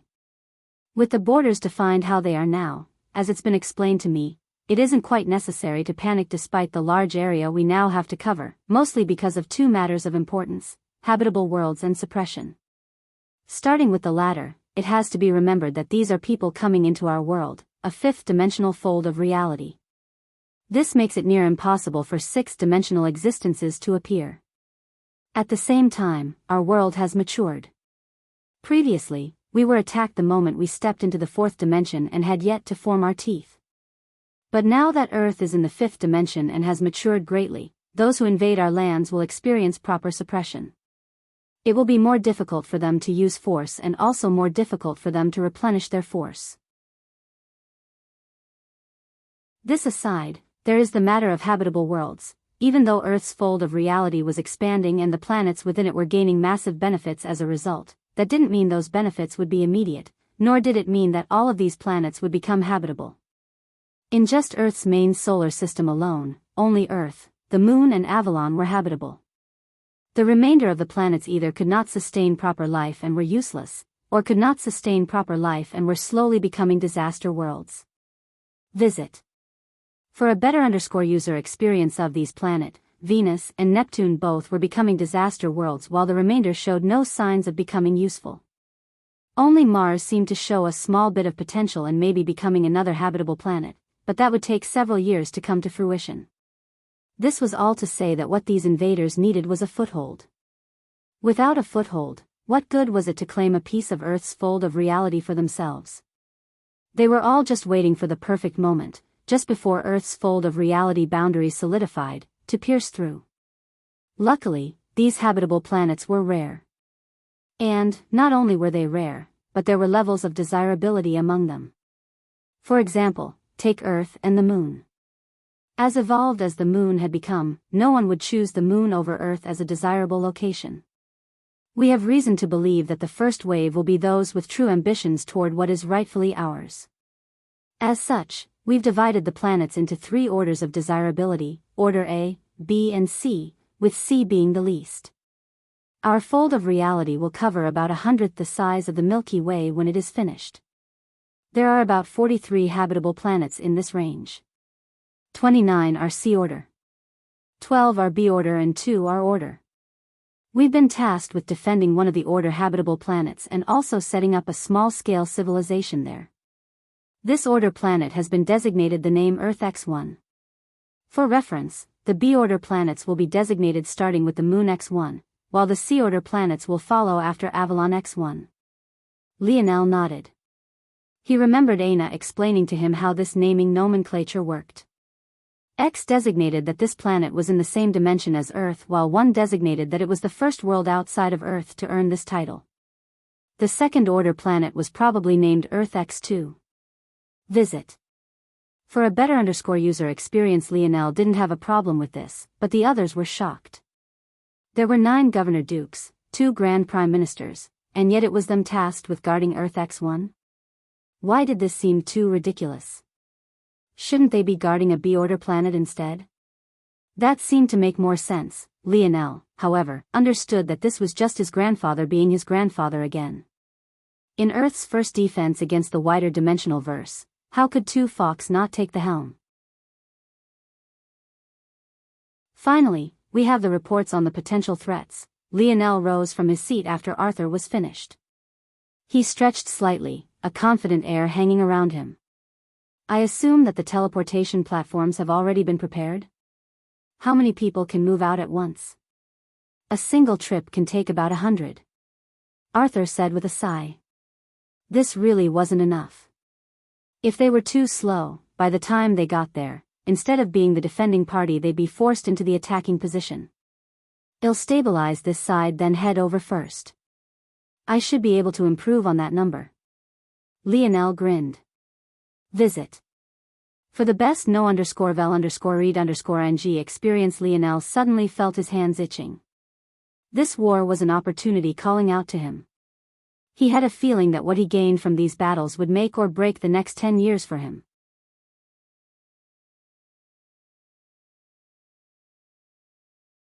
Chapter 1020. Chapter 1020 Earth X1. If Earth X1 were to be described in a single word, it would be wet. It felt like a light drizzle was perpetually falling from the skies, and the thick canopy of rain forests were so wide-ranging that it felt that every piece of land was covered in lush greenery. During the rare times of the day where this rain would stop, the sky would be filled with a beautiful bluish light violet color that radiated life and vitality. Earth X1 didn't have any oceans, but what it did have were large networks of rivers that crisscrossed about its surface in raging torrents. It had 3 main river channels that were easily 50 kilometers wide and had lengths in the thousands of kilometers. All of the river networks found life from these 3, filling the planet with a rich vitality. Due to this ecosystem of rivers, Earth X1 only had freshwater systems. In addition, all of its soil was perfectly irrigated, leading to the richness of its vegetation and greenery. Earth X1 didn't have any polar ice caps because all of its water was quickly flowing from one place to another. As such, even its snowy caps had lush vegetation, albeit covered in thick layers of snow they had adapted to living in. The planet itself was about 5% larger than Earth, and despite lacking oceans, due to the large number of rivers, it was still covered by waters to a mark of about 70%. Visit. For the best no_vel_read_ng experience, these things made Earth X1 a very hotly sought after commodity.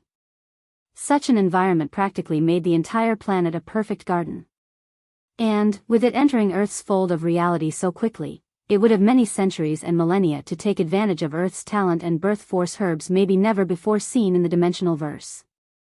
It was this world that Lionel found himself and his brothers teleporting to. However, he didn't like what he saw almost immediately. Earth X1 was such a beautiful world, but the instant they stepped foot onto it, they were already destroying it. The teleportation formation alone had cleared out a large 10 square meter space, and it clearly looked like it was done in a rush, or else there would be more destruction. In fact, the moment Lionel appeared, he caught sight of numerous individuals preparing to clear the forests around them. Stop! Lionel's voice thundered, catching the workers off guard. Visit. For the best no_vel_read_ng experience, let alone the workers themselves, even Lionel's teammates were confused. This was basically a necessity. If they didn't clear the forests, how would they build their base? If they weren't quick about building their base, they would go from having some advantage to having no advantage at all in the face of these invaders. Lionel, however, couldn't bear to see this happen. He wasn't some save the forest activists, but he felt like if it wasn't absolutely necessary, why would they destroy something so beautiful? Plus, just from a cursory sweep of his internal sight, he had vastly better ideas than whatever these people were doing. Bring whoever is directing you all here for me quickly. It didn't take long for the workers to recognize Lionel as a prince and immediately follow his orders. They had all seen Lionel's face in the skies that day, and they had all heard Emperor Fox act to protect his grandson. If anything, it was almost impossible to find someone who didn't know Lionel on Earth. After giving these orders, Lionel immediately began to work on improving the teleportation formation. Rather than destroying the ecosystem like the others had, Lionel decided to work upward. Since they had already destroyed this patch of land, there was already no going back. So, Lionel used the materials he had been given to improve the formation and began to communicate with little Tolly to build upward. By now, little Tolly had firmly stepped in the fifth dimension, which had been the root cause of Lionel's skyrocketing skill. Without little Tolly holding him back, the crafts he could make were simply on another level. In just a few minutes, Lionel had already completed 3 floors of a simple tower structure. His engineering principles were so sound that his speed didn't seem to impact the structural integrity of the tower in the slightest. Visit. For a better user experience, if I build things this way, it'll be slightly inconvenient for large amounts of soldiers to trek outward. Okay, I'll modify it. Every new batch of soldiers will immediately be teleported to the top of the tower, then subsequently teleported down 1 floor at a time. They might get a bit dizzy, but this is the best I can do for now before a real base is built. By the time the temporary leader of the operation made it to Lionel, Lionel had already completed a tower with 10 floors, increasing the number of individuals who could be teleported over by 10-fold. The temp leader, a middle-aged man sent from the imperial capital, stood in shock. He was a quite high-ranking government official and was just sent to maintain order here and ensure that Lionel didn't do anything crazy. But he suddenly realized that he would be nothing more than a figurehead here. He smiled bitterly.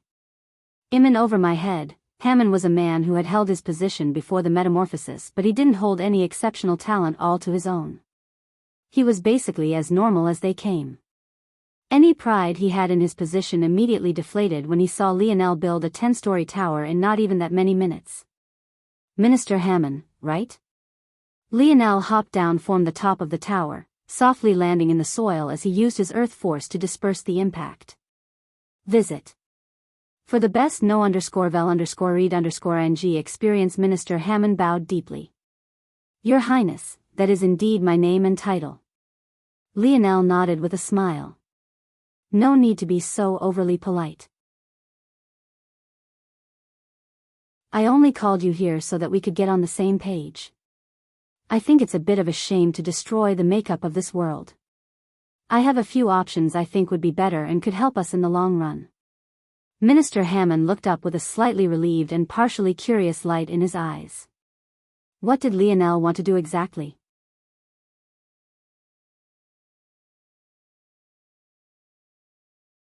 Chapter 1021. Chapter 1021 River Network. The truth was that Lionel wasn't the only one who felt that keeping the ecosystem of this world intact was important. Even on Earth, much of the concrete jungle had been replaced with large swaths of forest and natural ecosystems. If they destroyed the natural environment of Earth, much of what it meant for them to come from talented worlds would be destroyed. After all, only by allowing Earth to grow in its natural state would the resources they were so looking forward to grow into maturity. The same could be said for Earth X1. It was just that they had barely gotten Earth to its current balanced state. They hadn't had time to worry about other worlds, not to mention the fact that Earth X1 had only recently entered Earth's fold of reality, so there wasn't anything they could have done earlier. On such a time crunch, they could only take the most forceful approach. But Lionel had other ideas.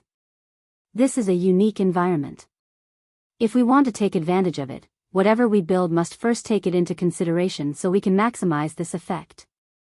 Do you know what the advantage of this planet is, Minister Hammond? Minister Hammond blinked before shaking his head. Please enlighten me, Prince. It's its rivers. The river networks of Earth X1 connect to every location on this planet. At its slowest, these river networks still move at hundreds of kilometers an hour. Its fastest rivers move within the thousands of kilometers an hour range. Lionel did a rough estimate of speed based on the discharge rate of the rivers. The speed he provided wasn't actually the speed of the river, but was rather what he estimated the speed of a boat on said river would be. The latest _AP_SODIs are on the website. This is what our advantage is. If this network of rivers is used efficiently, even in an infancy state, it would only take at most 2 or 3 hours to send reinforcements to a particular location. Once the network is mature, half an hour to an hour would be all that's necessary for reinforcements to reach any location. Lionel wasn't a fool. Earth simply didn't have the force crafters necessary to make a wide network of teleportation stations. In fact, Lionel didn't believe that the enemy would either. Space affinities were extremely rare, and force crafters that understood how to apply such principles to force arts were even rarer. This particular teleportation station was likely bought from a force crafter guild and was definitely the best the Milky Way had to offer, and yet it could only move 100 people at a time. This wasn't nearly enough for a large-scale war. In addition, the fact that Earth could only buy one even for an important order planet like this one, despite the wealth it had currently, spoke volumes. On top of this, even though Lionel could build this network, he simply didn't have the time. And, even if he forced himself to find the time anyway, what would happen while he was away? What would happen when the enemy wisely targeted and destroyed these teleportation stations?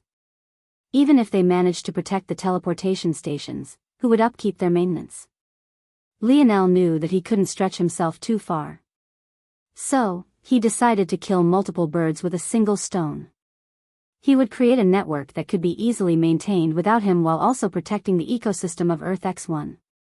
Minister Hammond's gaze glowed, understanding much of Lionel's thought process without Lionel speaking aloud. Lionel was essentially pushing for simple crafts that could be forged by even weaker black-grade crafters. It was technology that even 21st century Earth would have had, let alone 25th century Earth. If the rivers were used as the propulsion system, all they needed to worry about was aerodynamics and ensuring that material of the boats were strong enough to withstand the high speeds. That was it. Minister Hammond could imagine that if this was executed properly, Earth would claim a decisive advantage on this world, and it was one the enemy wouldn't easily be able to claw back. Visit. For a better user experience, however, Minister Hammond had one scruple. I only have a single concern. If Prince doesn't mind hearing out this old man. Please speak. Lionel responded without hesitation. You don't have to hold back your opinions around me. I'll take them all into consideration. Minister Hammond sighed another breath of relief before nodding. Right. Though Earth X1's ecosystem is thriving, there's a lot of danger as well. The animal kingdom tends to be quite poisonous, and many of them have evolved to have excellent camouflage abilities. This was why we thought it safer to clear away the land for the sake of building a base. Beyond this, any creature that can survive the harsh rapid waters of the river is most definitely powerful to an extreme. I don't believe that these rivers won't have any dangers at all. In fact, they might have the greatest dangers. Does Prince have a solution? Lionel nodded. He had considered this problem as well. Protecting nature always sounded like a beautiful idea, but the issue was that nature didn't always appreciate your kindness. The river creatures would, especially, be an obstacle, especially as they continued to birth more and more talented creatures under Earth's influence. Luckily, Lionel had a solution. Visit. For a better user experience, beasts can become very intelligent as they rise through the dimensions, but there are two problems they will face. For one, this world isn't as talented as Earth just yet, so most of the creatures will still be at a fourth-dimensional level. In fact, they're likely struggling to adapt to suddenly being thrust into a fifth-dimensional fold of reality as we speak, which is probably why you have yet to suffer any attacks. The second thing to consider is that though they might grow more intelligence, they will still lack the plasticity and flexibility of thought that humans have. The best counter to these beasts is right in front of us. Lionel suddenly took out a rainbow-colored beast crystal he had gotten from the Rainbow Island-sized piranha. He had planned to sell it to Jessica, but hadn't gotten around to it just yet. What beasts fear most is other beasts, especially beasts more powerful and more talented than they are. I have plans to create a shroud for the network of boats and floating forts we'll create. The first layer of defense will be these beast crystals. Normal creatures won't dare to get close to them as they can't yet match up to Earth's beasts. The second layer of defense will be concealment. Invalids aren't as intelligent as normal beasts, and rather than being off-put by powerful creatures, they'll surge toward them in hopes of evolving. This will be our second defense. As for the details, just leave it up to me. Lionel took a few steps out and entered the forest. Not far away, a small-sized river, at least by the metrics of this planet, lay at a width of a few hundred meters. With a light toss, the segmented cube left Lionel's hand. Just before it landed in the waters, its jigsaw pieces moved and morphed, connected by a large array of motes of light. The latest _AP_SODIs are on the website. With a splash, it landed, having become a large yacht.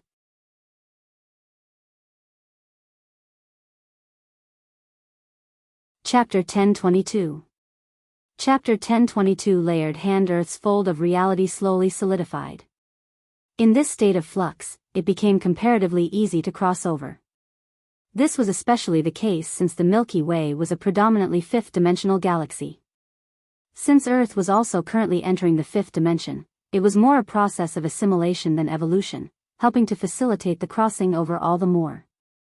There were quite a number of powers waiting for an opportune time to cross over, and many that had already done so. Having lost the protection that came with being a lower-dimensional world, Earth had begun vulnerable and thus had no choice but to gain the strength to defend itself. This moment was one that many had been preparing for a long while. Those that came from higher-order worlds had many special techniques for predicting and marking the borders of evolving folds of reality, and had thus scouted out the region long in advance. With the information in their hands, they retreated, knowing the danger of being present in an area a fold of reality was moving over. However, now, they were prepared to make a move forward once again. Those with confidence in themselves eyed pieces of the order worlds. But, there were many that chose to not overestimate themselves, aiming for B and C order worlds, feeling that they wouldn't be as protected. However, these people had no way of knowing that Emperor Fox was a madman. Not only had he focused his most elite troops on the lower order worlds, he had left Earth X1 and Earth X2 to his still maturing grandsons. Visit. For the best no_vel_read_ng experience, are you sure about this? Within a ship streaking through the vast stars, a meeting was taking place. Though their destination had already been picked, many still weren't sure about their leader's choice. Since it wasn't too late to change their destination, some were still doing their best. However, it seemed that this group was just a minority. At first glance, these individuals looked like normal humans. However, upon second inspection it was possible to see that these people weren't entirely so. Many of them had odd birthmarks randomly growing upon their skin that upon a closer look actually seemed to be no different from the bark of a tree. Some didn't have these marks at all, but considering their nonchalance toward their fellow comrades' imperfections, it was likely that they had similar imperfections just placed in less than obvious locations. At the helm of the room, the man who this question had been aimed toward had a similar birthmark. However, his own was prominently placed on his forehead and had a rich brown color to it. Rather than seeming out of place, it actually gave him a lofty character the others didn't have. "I've already explained myself once. What need do I have to do it again?" he replied coldly. The man who had questioned him immediately became flustered. The discussions were still amicable to this point, but it seemed that they had pushed it too far. They had clearly almost forgotten just who this man was. "If you fear death, what right do you have to follow Her Holiness?" The latest _AP_SODIs are on the website. No. I didn't mean it that way.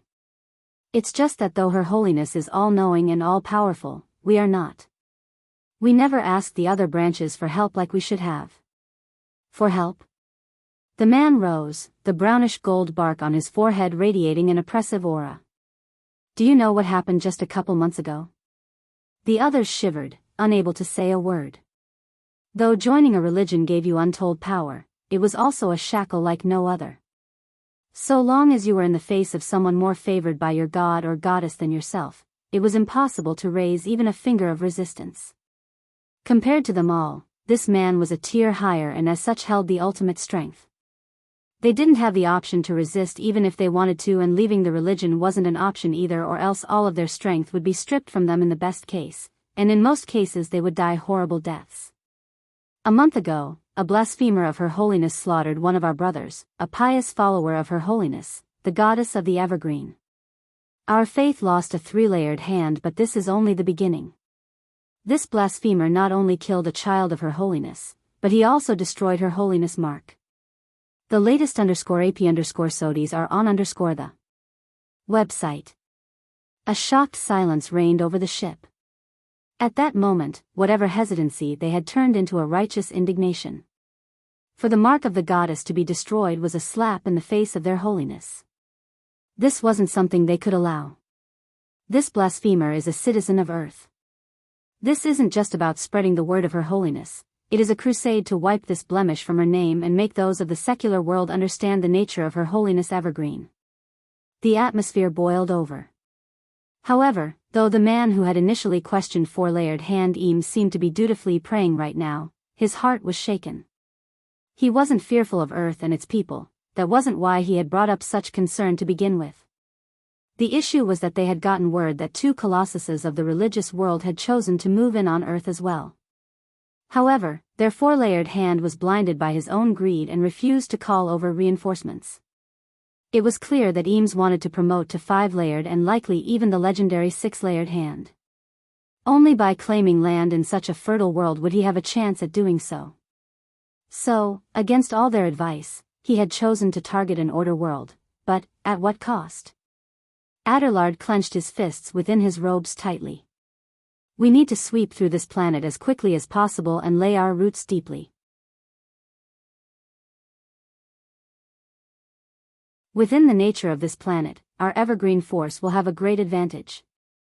In addition, due to the blessings of Her Holiness and our location advantage, we should be ahead of everyone else by at least half a day. The latest _AP_SODIs are on the website. I can only hope that this will be enough. Without proper reinforcements, it might be possible that their evergreen religion would be wiped from the face of this galaxy. From start to finish, though. Adelard never worried about what resistance the people of Earth would put up.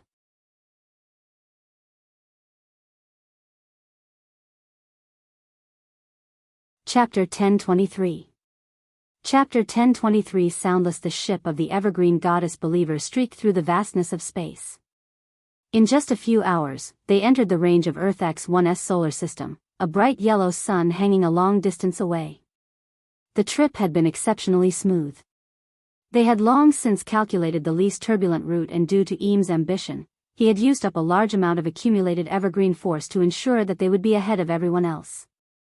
Though Adelard was right to be worried about the other religions that had come to the Milky Way, especially after they had monopolized much of the galaxy for so long, that didn't mean that they didn't have any advantages.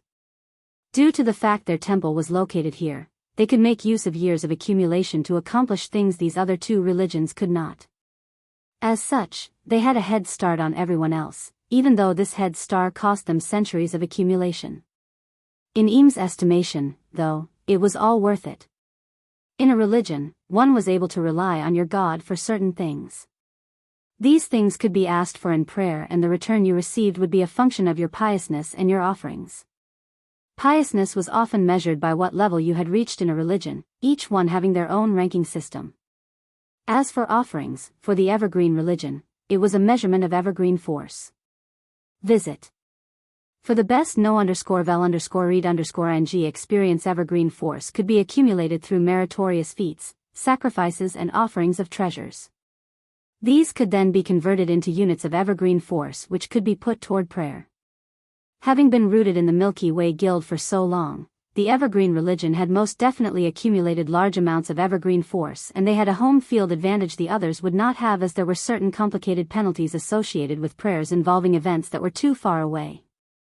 Without overcomplicating matters, the fact was that Eam had sacrificed much of their evergreen branches' previous efforts all for the sake of Earth X1, because the world was simply too perfect for them.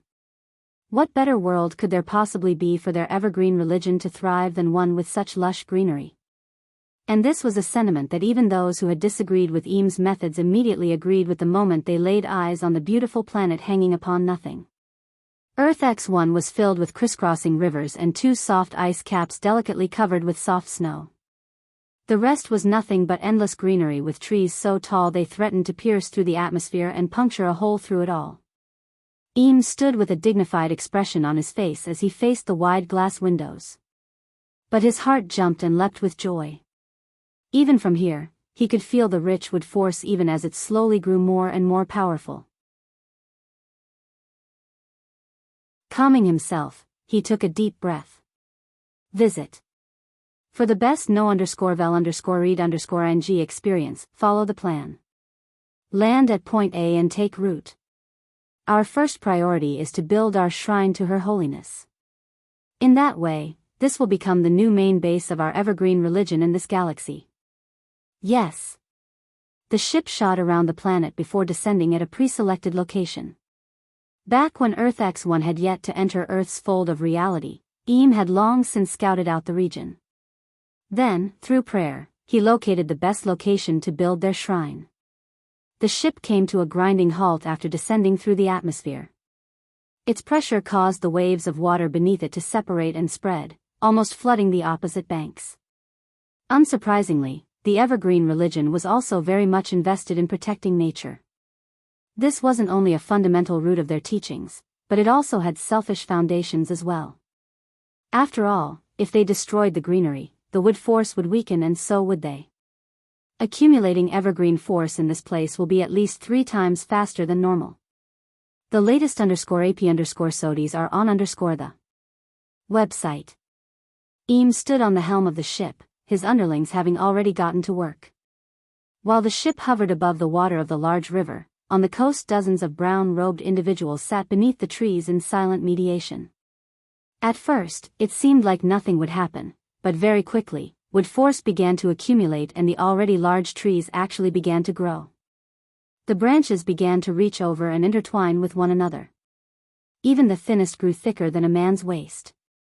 At the same time, even branches from 2 separate trees began to fuse as though they had always been one. It was an astonishing sight to see. Very quickly, these intertwining branches became elaborate tree homes that carried an elegance even beyond normally built estates. And, at the same time, they didn't disrupt the natural ecosystem even one bit. If one looked closely, it even seemed that the trees had been strengthened. How could they not be? The brown-robed men and women had all been using 5th-dimensional wood force to help these trees grow, while many of the trees themselves were still within the 4th dimension. Help the shrine take root. Once this is finished, we can be said to have taken a strong foothold, Eam directed traffic. Once he was satisfied, he fell to his knees in deep prayer, the bark on his forehead beginning to shimmer as the blessings of the evergreen goddess began to strengthen their fort to an extreme. If it had already been powerful before, now it had a certain enigmatic character to it that was difficult to deal with. Just as Eam was about to put the finishing touches, investing even more evergreen force into their new home, a shout caught him completely off guard. Visit. For a better _user experience, 4-layered hand, sir. The distance. Before Eam could lose his temper, his pupils constricted. Without a sound, 6 boats moving at hundreds of kilometers an hour appeared over the horizon. They were already within a kilometer before anyone had noticed anything. At the helm, a young man with pale violet hair stood at the edge of the ship, his gaze narrowed.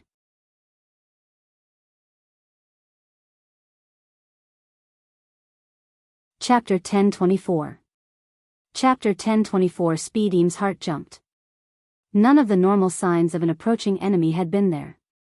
There wasn't an influx of force, there wasn't an odd sound, there were no fluctuations in space. There was absolutely nothing. It took him a moment to understood, but he soon grasped it. There were none of those signs to grab a hold of because they weren't there to begin with. Those boats weren't being propelled by force, they were being propelled by nothing more than wind and the rapid waters. On top of that, because they were using the water, their movements were masked by the rivers itself. It was no wonder none of them had realized that something was wrong until they were already so close. After understanding this, Im calmed. He had been through a lot in his life, and as a man who had been willing to uproot everything on this singular bet, he was decisive and intelligent as well. He immediately came up with several weaknesses to this clever plot of Earth, one of the main ones being that if Earth was intent on using river flow for movement, that meant that they could only ever attack from one direction. Im stored these conclusions away and immediately stood. His gaze narrowed when he got a better look at Lionel's face. To think he would meet the man who killed his three-layered hand-brother so quickly. It seemed that the goddess worked in mysterious ways and had laid this opportunity at his feet. The others weren't aware of this, but the truth was that after Lionel shattered the seal that would have been placed on him, he had gained the fury of the evergreen goddess. As such, his head was worth a large amount of evergreen force so long as he was sacrificed to their altar. The real reason Im had been willing to take this enormous risk was that Lionel's head was worth more than 10 times the evergreen force he had used to gain this speed advantage over everyone else eyeing Earth. Visit. For a better user experience seeing Lionel now, it felt to Im as though everything was snapping into place, as though the world itself wanted him to succeed and like the goddess was smiling down upon him. Prepare for battle. He roared. They had already set up their shrine in the 2 hours it had taken for Lionel and the others to get here. Though not everything was complete, it was enough to give them a small area of effect advantage and dampen many of the oppression they would normally face after entering another's fold of reality. This was the advantage that religion provided. At that moment, the layered hands began to get into formation. Though they were men of goddess, they were very much used to battle. In fact, even compared to other organizations, they were even a cut above. Despite the speed of the raging waters, none of them was fazed and they easily stepped onto the rapid waves, forming up a strong formation before the quickly speeding boats. Now that the formation of 6 was closer, they got a good look at the design. Those who had some craft or experience couldn't help but nod their heads in appreciation toward the perfect design of the boats. They were truly built for speed. At that moment, the 6 sleek boats suddenly simultaneously released their parachute systems, cutting their speeds in half as heavy anchors fell. In as little as 100 meters, they had come to a grinding halt. But things didn't stop there. Visit.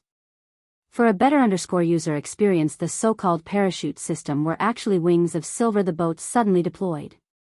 Despite their thin and frail appearances, they hardly rocked as they brought the boats to a stop and also formed up a line of sturdy barricades at the same time. In the blink of an eye, the formation of 6 sleek boats had become a miniature fort on the ocean, turning the advantage the Evergreen brothers and sisters had had in mounting a defense to almost nil. Fire! Lionel's voice boomed over the battlefield. At that moment, Im became almost too keenly aware that Lionel was the only individual present. At least, Lionel was the only one visible right this moment. And yet, he had just barked out orders. Before Im could understand what was happening, a rain of hundreds of arrows suddenly shot out from above. This speed. Im and the others were completely caught off guard. From the boats appearing, to them coming to a grinding halt and suddenly firing, not even half a minute had passed. The sudden shifts in the battlefield were far faster than anything they had ever been a part of. Again. The latest _AP_SODIs are on the website. Before the first wave even landed, Lionel roared again.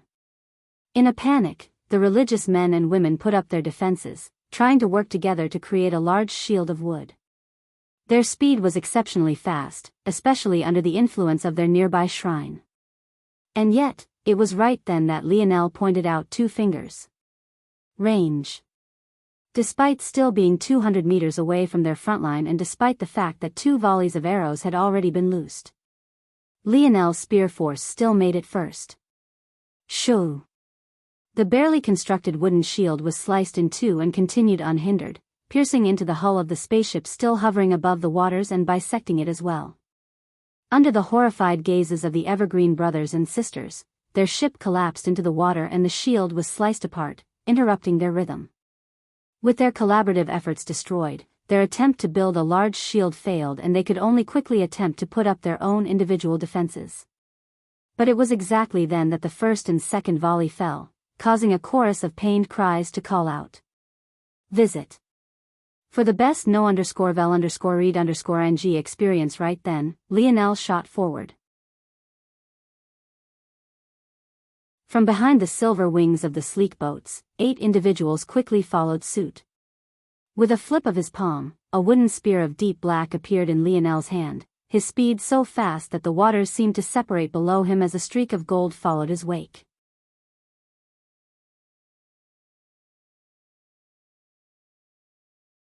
Chapter 1025. Chapter 1025. Swing Yim was almost shocked into complete inaction. Slicing apart the wooden shield was one matter. However, bisecting a ship designed to weather the dangers of space was a completely different matter entirely. This ship was designed to handle the extreme temperatures of stars, withstand the barrage of an asteroid belt with a 1-star disaster rating, and even capable of surviving a sudden change in fold of reality. It could be said that spaceships were designed to be among the sturdiest builds in the whole of the dimensional verse, which was why it was especially insane that Lionel escaped planet Vincero with one he personally designed. And yet, with a single stroke of 2 fingers, this ship was cut in 2. How could Yim not be shocked? How could he possibly be so powerful? Yim's mind spun, realizing that the situation was most definitely not good. Facing an enemy with such a strong offensive output even without relying on a weapon was among the most dangerous things you could do in the dimensional verse. Understanding the danger they were in, Yim immediately made a decision. Bang! Visit. For the best no_vel_read_ng experience, Yim's palms slammed together, his aura blazing. At just a single glance, it became clear and obvious that he was actually at Tier 7 of the 5th dimension. But, as a servant of the Evergreen Goddess, this meant much less than his ranking, 4-layered hand. Yim was confident that he could battle it out and even had a good chance of defeating Lionel. However, even if he did so, it would be a Pyrrhic victory. Aside from his, there were only a dozen 3-layered hands that had come and the rest were 2-layered or 1-layered. The strength they could display was much less, and for most of them, their strength of faith was much weaker than their own strength. As such, they relied on the latter. By the time he defeated Lionel, it was likely that their current number would fall. There weren't many clergymen of the Evergreen Goddess in general. The more people there were, the less evergreen force there would be to pass around, so religions tended to have small numbers of true believers. As a result, each was precious and the loss of too many would result in an overall weakening of the faith. If Yim failed to protect his people, let alone being promoted, he would likely be demoted. In that case, he would have to take a chance. Yim released a low roar, the wood force in the surroundings surging toward him. The illusory image of a lotus formed of several wooden hands began to shimmer into existence. However, it was clear at a single glance that this lotus was far more elaborate than the last Lionel had seen. Seeing Yim's actions, the 3-layered hands of the clergymen also took action, feeling large amounts of evergreen force surging out from their shrine and toward them.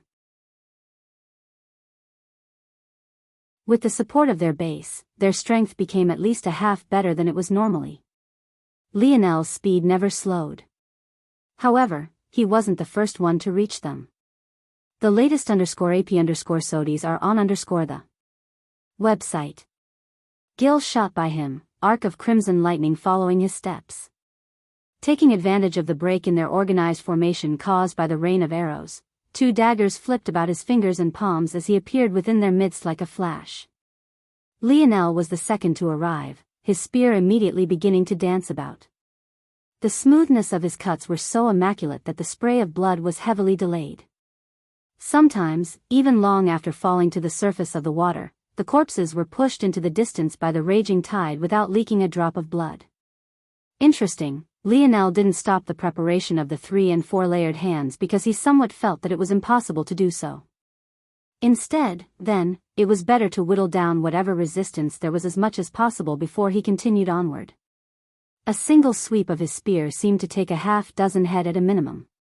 It was as though whatever location he wanted his spear to reach, it would do so. His current abilities made Vanishing Spear seem more like a joke than anything else. When the added range of Lionel's spear force was combined with his marksmanship and calculative abilities, the result was absolutely devastating. Even Lionel himself had underestimated just how powerful this breakthrough in his spear force was. At that moment, Lionel's expression turned serious. Bronze runes raced across his skin and a silver armor appeared not long after. With a step, he appeared before a three-layered hand just as the remaining 7 of his brothers crashed into the clergyman army. Before the latter could react, his head had flown into the air, his last expression being one of unwillingness and shock. Lionel's sudden attack was completely outside of their expectations, and so was his sudden and abrupt uptick in power. The latest _AP_SODIES are on the website. Several wooden lotuses spun, their hands assaulting Lionel from all sides. However, he pretended as though he hadn't seen them at all. Lionel's gaze flashed, the tip of his spear suddenly erupting with a silver-red flame as he pierced into seemingly empty space. Bang! Hearing the satisfying crunch, Lionel grinned. That was one seal down. It seemed it wasn't so difficult to blaspheme a god after all. If before he had to rely on his Scarlet Star Force, now he had Radiant Fire Force. He didn't have to choose between either destroying his own body or relying on a much inferior Fire Force. As expected, though Radiant Fire Force was nowhere near Scarlet Star Force in destructive capabilities, compared to normal Fire Force, it was countless levels above. This seal only seems to appear when the clergyman is of a certain rank. That makes sense, the higher their rank, the more their goddess values them. So, this seal will likely only appear for those at the 3-layered hand level and higher. Lionel immediately came to this conclusion as his body flashed, dodging out of the way of several wooden palms and appearing to the back of another 3-layered hand. One movement, one swing, and there came yet another head. The latest _AP_SODIES are on the website.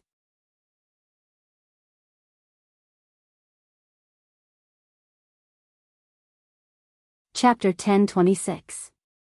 Chapter 1026. Quickly the rage of the clergyman was practically palpable.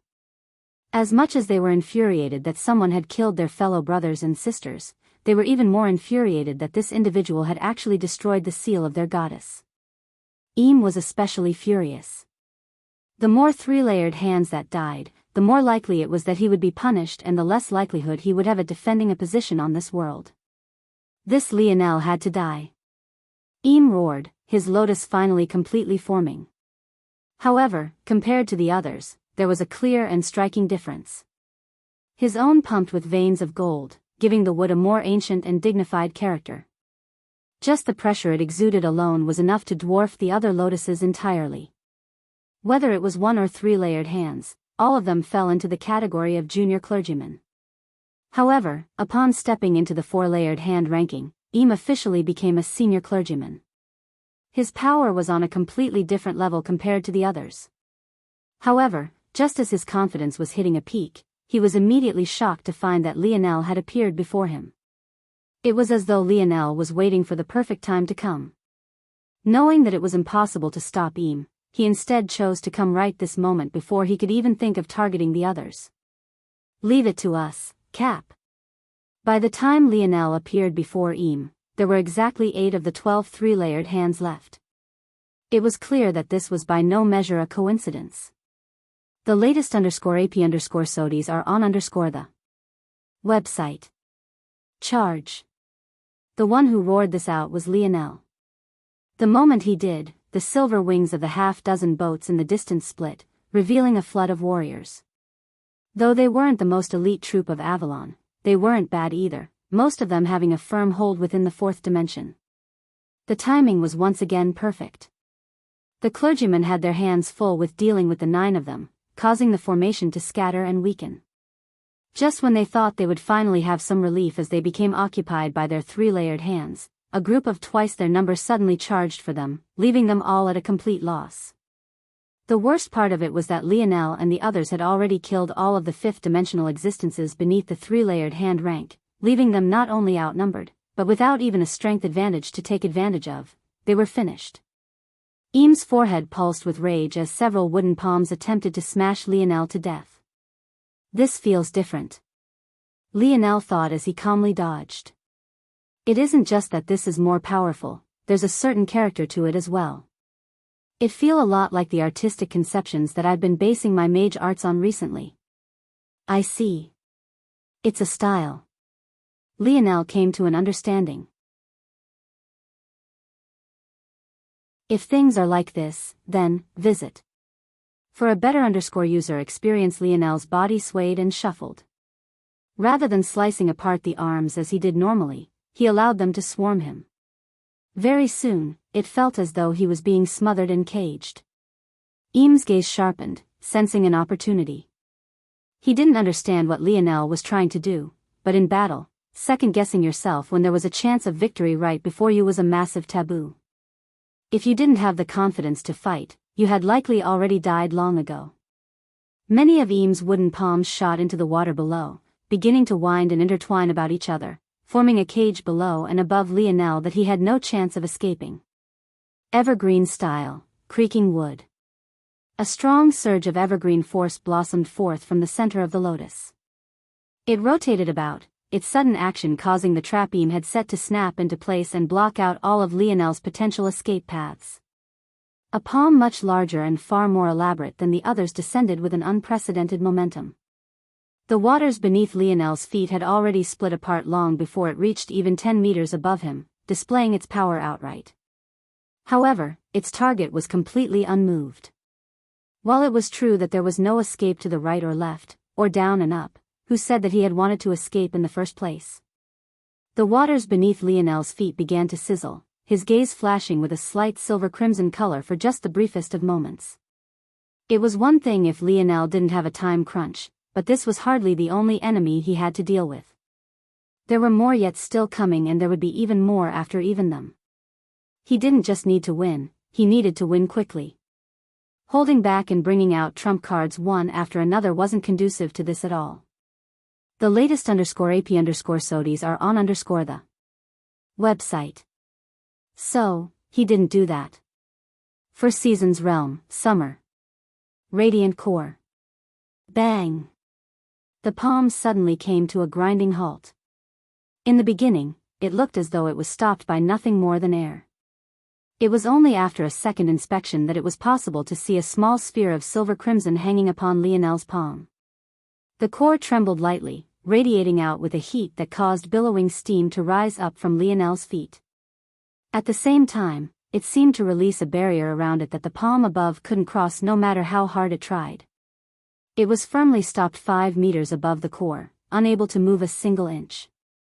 At the same time, the palm of wood began to sizzle along with the water, its surface being burnt away piece by piece until, to Eames' horror, it began to crumble. Lionel's spear hand twisted, his wooden spear dancing in his hand before piercing forward. The radiant core balanced upon its tip, using the momentum of Lionel's spear swing to shoot upward and shatter the palm entirely. Visit. For the best no_vel_read_ing experience at that moment, as though the lotus had lost its supporting core, the cage around Lionel began to crumble along with the arm. In the blink of an eye, a lotus that had dwarfed all the others was burnt to ash, leaving nothing but a small radiant core the size of a palm hanging in the skies above.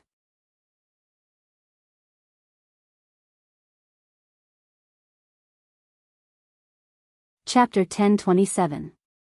Chapter 1027. A Stepim's heart shook when he looked at the small ball of reddish-silver flames. He could feel the danger stored within it to the point it made his heart skip several beats. It was such that he almost completely forgot to react to the fact that his lotus had actually crumbled. He knew what happened. Lionel had targeted the core of the lotus and ruined its structural integrity. But though Eames understood this, it didn't mean that he was willing to accept it.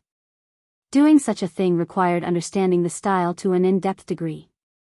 It was something Eam had only seen when higher-ranking clergymen faced lower-ranking ones. It simply didn't make sense to him that Lionel could do this. Let's call this ability Dream Rupture. Dream Rupture. It was Lionel's ability to grasp the artistic conception of an enemy, find the root of it, and destroy it from the inside out. It was an ability that Lionel felt rose a level above finding the weakness of a normal technique. This dream rupture instantly became one of his stronger powers. Lionel found that when he stepped into the fifth dimension firmly, his sensitivity toward the nature of things and the artistic conceptions that they represented was heightened.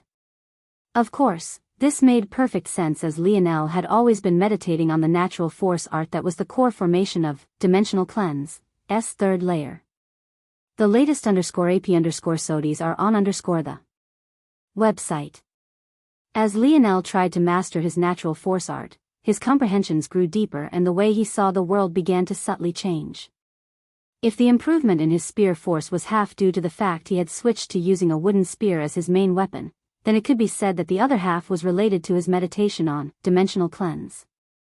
His summer comprehension, Radiant Core, was another example of his grasp of artistic conceptions shining through. Despite it only being a quarter of the 4 seasons realm and couldn't display its full power without the other 3 seasons being present, it was actually still so powerful. The Radiant Core shot down from the skies, once again finding itself hovering above the tip of Lionel's spear. Yet, despite its heat, it didn't seem to affect the wooden spear in the slightest. Eam's expression flashed and suddenly became ferocious. With a single glance, he could tell that this battle was lost. It wasn't just him who had lost, but his 3-layered hands were just a few exchanges from no longer being able to hold on. However, just as he wanted to use his countermeasures to escape, Lionel's hands suddenly stretched out. Valiant Seal. The latest _AP_SODIs are on the website. A strong surge of space and earth elemental force soared.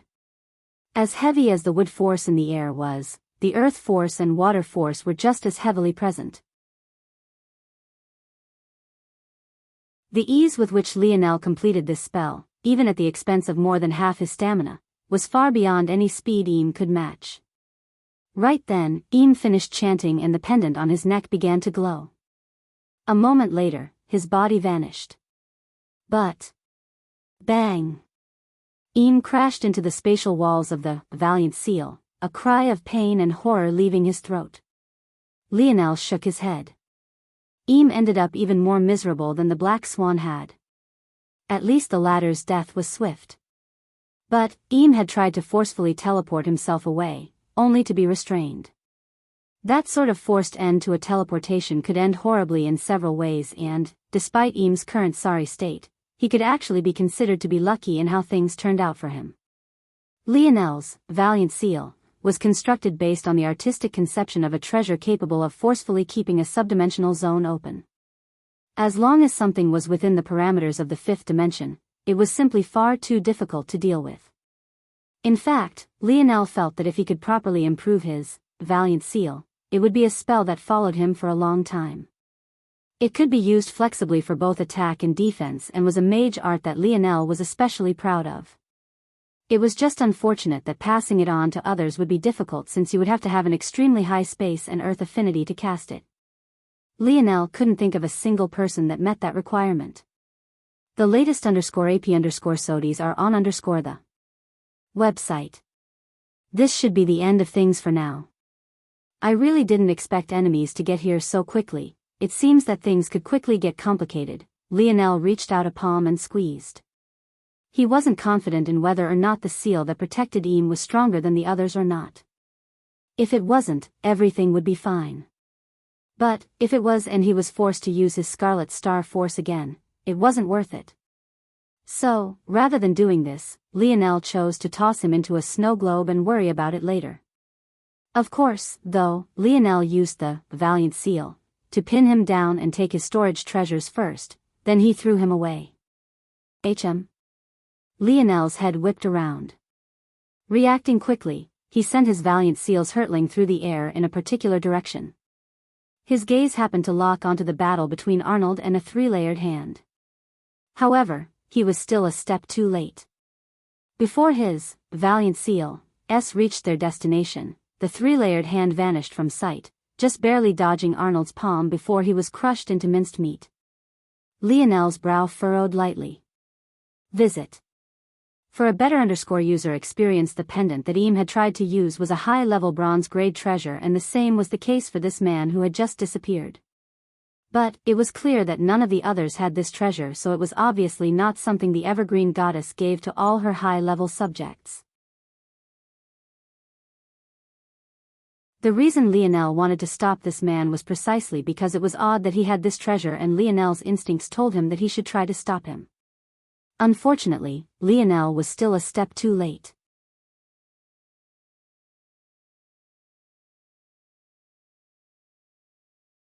Chapter 1028. Chapter 1028. One group across the Milky Way, in a religious building that had turned quite silent to this point, Adelard appeared, gasping for breath. This location was none other than the abandoned shrine of the Evergreen religion and had once been their main base of operations. Eam, in all his ambitions, had chosen to uproot them completely and move everything to Earth X1. If the bet worked out, there was no doubt that there would be a great boon to take advantage of. However, even Adelard couldn't have imagined that the Earthlings would be so powerful. At first, he thought that the only anomaly was Lionel, but he realized that without showing his hidden trump cards, he had no chance to defeat Arnold either. He realized then that he had made a grave mistake. He had been so worried about the other religions come to encroach of the Evergreen Goddess territory that he hadn't even considered the idea that Earth would fight back. It was beyond just the idea of them having the strength to do so or not, though. Usually, lower-level worlds were hesitant to fight back against religions because of the power their gods and goddesses represented. There was a reason why Adelard was scared of the clergymen of other religions, but not of the other families and organizations aiming for Earth. But it was either that Earth was ignorant to what it meant to offend a god, or they simply didn't care. And Adelard was afraid that it was the latter. The perfect counter to religious force was world force. When Lionel fought his first clergyman at Valiant Heart Mountain, he had analyzed Evergreen force to feel like a cross between universal force and world force. In truth, he wasn't entirely incorrect, as it had aspects of both. The latest _AP_SODIs are on the website. Without getting lost in the details of it all, a powerful world spirit was able to counter the advantages religions could usually create for themselves. This was why many religions targeted weaker galaxies to spread their religion. With Earth's talent, Adelard was sure that Earth's world spirit was also powerful. He had originally thought that it would still take time to mature, but if they were actually so bold in killing clergymen without thought for the consequences. Adelard took a deep breath and shook his head. Lionel had no idea that his decisiveness had actually bought Earth valuable time to grow, while Adelard had no idea that the wielder of the world spirit, Lionel's mother, was nowhere near Earth's fold of reality right this moment. This is still an opportunity. I can make a trip to another branch and slowly replenish my evergreen force. Then, I can. Just as Adelard was thinking of what his next steps could be, he froze. Up ahead, there was what could only be described as a goddess descended from on high. She wore a white and fluttering dress, and the small bits of skin she revealed were enticing to an extreme. It was just a shame that she actually wore a veil and no one could see what peak her beauty reached fully. Adelard was immediately on guard. He had always been a cautious person, but this woman had appeared without even alerting him. He even had a feeling that had she not allowed it, he would have never found her. "Your shrine has been uprooted?" she said lightly. "Visit." For a better user experience, the voice was as delicate as a spring breeze and was easily 10 times as refreshing. She seemed to sing with her words despite the fact she was only speaking normally. "Why? Yes. Our 4-layered hand made a gamble and lost." "I see, so you chose to try to plant a seed on Earth as well, but you were destroyed." Adelard clenched his fists but didn't say anything. He couldn't understand why, but his entire back was drenched with cold sweat. This young woman didn't seem to be exuding any killing intent, and she seemed as harmless as a fly, but right now he wanted to do nothing more than turn tail and run. The veil of the young woman shifted. It looked as though she might have smiled, Or maybe she had frowned. Adelard's palms were too drenched for him to focus on the difference. "You're scared." She spoke so lightly that it was difficult to tell whether she was asking a question or stating something. She might have even been trying to comfort him, but he wasn't in the state of mind to know. "This tends to happen when people can sense my religious force, and it mostly only does when I'm in the presence of other clergymen. I think that's why he was so fascinating to me. He could definitely feel my religious force, and yet he wasn't scared at all. In fact, he treated me like a little girl. But, I guess when you're so dangerous yourself, why should you feel fear? The latest _AP_SODIs are on _the website." Adelard had no idea what she was talking about at this point. It took everything he had to keep his knees from buckling and collapsing beneath him. Even his eyes were forced to rapidly blink as he tried to keep the sweat streaking down his brow from stinging them. "He is very dangerous, too dangerous. But he hasn't done anything bad yet. It's a very hard moral dilemma. Should you kill someone knowing that they will do something horrible? Or should you wait until after they've done it?" The young lady sighed, seemingly talking to herself at this point. Shaking her head, her gaze fell onto Adelard again. "You have it with you, correct?" Adelard froze. According to customs, in case of a head clergyman going rogue, a second-in-command has the right to request aid, isn't that correct? "And I have a feeling that a smart man like you used that aid to give yourself a way out. If I was as smart as you were, I would request a secondary shrine." There was only one group of people that would care for the shrine of a religion that wasn't their own. Visit for a better user experience.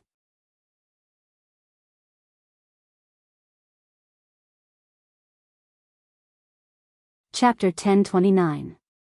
Chapter 1029. Woodworking. Lionel's brow furrowed. He didn't like the fact this person was able to escape. Something told him that it would bring him more trouble in the future. Forget it. What's done is done. Very quickly, what remained of the battle came to a close. Most of the clergymen were directly killed.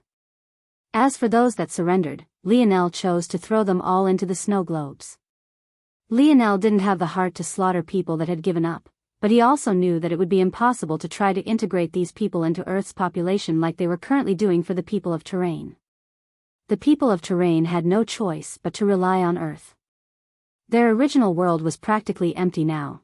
They had no methods to return easily, and Earth provided them a better future due to the implemented policies of Lionel's grandfather. Most people of Terrain were a lot like the people of Earth before the metamorphosis, not knowing much about the wider dimensional verse.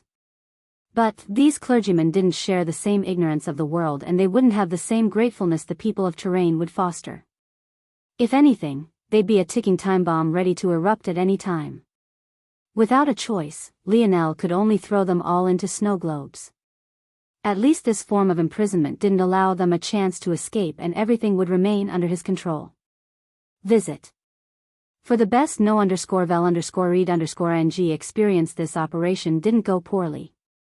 Our casualties are few and the speedboats work as designed. How do you guys feel? Lionel asked.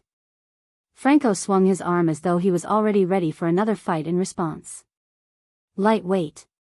He grinned wildly. Lionel laughed. He had been paying attention to their battles, and their prowess was beyond his expectations. He realized that he had looked down on his teammates far too much.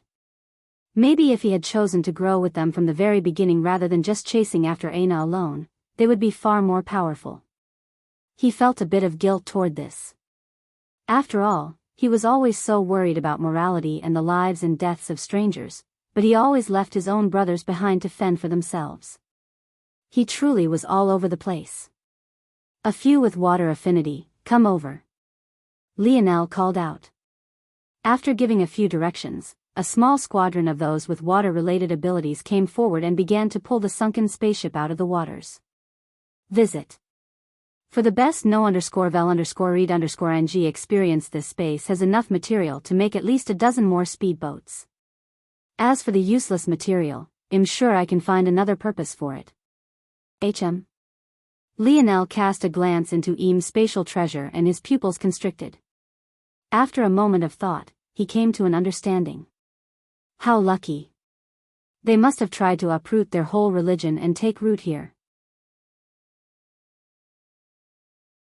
It's no wonder he'd have so much wealth on him. They wanted Earth X1 to be their new base of operation. The wealth within Eam's spatial treasure was not small. In fact, it was greater than the wealth that Lionel had dug up from planet Solara if only herb ore was considered. There were 20,000 kilograms of fifth-dimensional herb ore present, enough to pay Lionel's bounty twice over, if his bounty was still the same, that is. Aside from the herb ore, there were many precious ornaments, all of which were shaped of wood and sized into various statues. From a cursory glance, Lionel guessed that these either depicted their goddess Evergreen or important figures of the Evergreen religion. The force they radiated was a dense Evergreen force, and they were likely designed to be displayed within the church. Lionel wasn't exactly certain if these were valuable or not, so he set them aside for the moment. What did intrigue him, though, were the pile of old texts that were neatly arranged in their own corner of the spatial treasure. Many of them were religious texts that retold tales with valuable lessons or accounts of their goddess feats. But there were a pile of technique-oriented texts that caught Lionel's attention. Of course, Lionel didn't have wood elemental force, so he wasn't very interested in this for himself. Rather, he was more interested in what these techniques could do for their war efforts. Visit. For a better user experience with a flip of his palm, Lionel took out one of these texts, his gaze glowing. Principles of Wood Elemental Architecture. This text began with reminders of the importance of nature and harmony before it introduced methods of creating homes for humans without interfering with the fundamental state of an ecosystem. However, this was just the simplest section of the text. It went on to describe what was known as an architecture style that reminded Lionel a lot of concepts of feng shui back from Earth. Essentially, depending on the complexity and delicate balance of the arrangement, a certain architectural creation could either be more powerful or less powerful. Within the crafting lessons Lionel's father left behind for him, there was a section on working with living things and another section on woodworking. The living things section encompassed everything from beast crystals down to rare crafts that required certain force herbs to complete. As for woodworking, it was an intriguing lesson that Lionel had yet to gain the opportunity to apply. Currently, Lionel used woodworking purely to solidify and improve the designation of his fingers. That required doing things like carving out small statues or other small woodworks. He also knew that this would be important in the future because except in the case of some rare metal and gem trees, little Tolly's abilities didn't work on normal wood. However, it seemed that his lessons on woodworking might finally come in handy on a broader scale. This text was definitely a heaven sent. Lionel's solution to not disrupt the ecosystem had been to build on the water. It was a fine solution and allowed for quick deployment of the speedboats, but the defenses weren't as great as he would like, nor were there any terrain advantages to take hold of. The latest _AP_SODIs are on the website. This text would be a great help to ending this war and solidifying Earth's defenses quickly. Just one more chapter coming today. Love you all, love.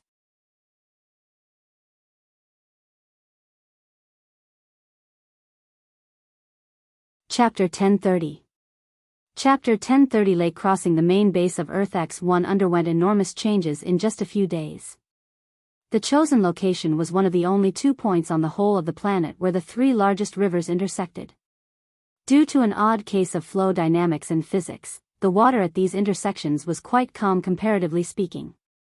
Though, the borders to this intersection were likewise extraordinarily dangerous due to the clashing waves. This was as close to a terrain advantage as Lionel could find on the waters aside from a few waterfall formations that could be found around the planet. But he knew that he needed something better than this, which was why he was happy to have found principles of wood elemental architecture. Though the boundaries of this intersection were especially violent, the range of the calm water had a several kilometer-wide diameter.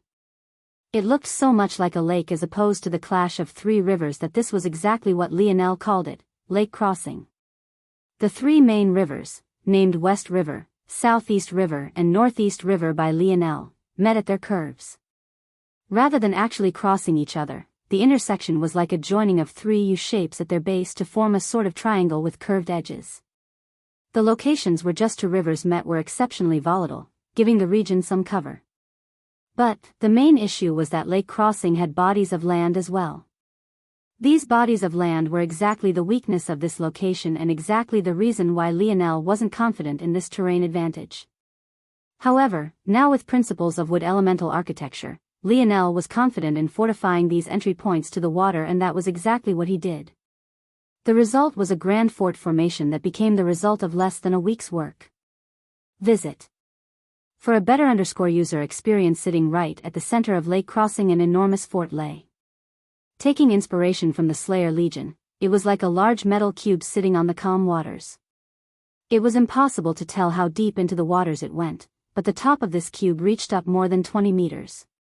This cube, or at least what appeared to be a cube, was connected with chains so large that its links dwarfed the size of a human body. These chains anchored to the land around it, keeping the cube in place. Upon the surface of these lands, grand wooden constructions stood.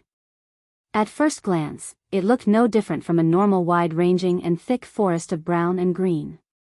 However, the longer you looked, the more exaggerated it all seemed to become. Enormous tree homes, interconnected pathways, and most importantly defensive structures that took the earth itself as their foundation.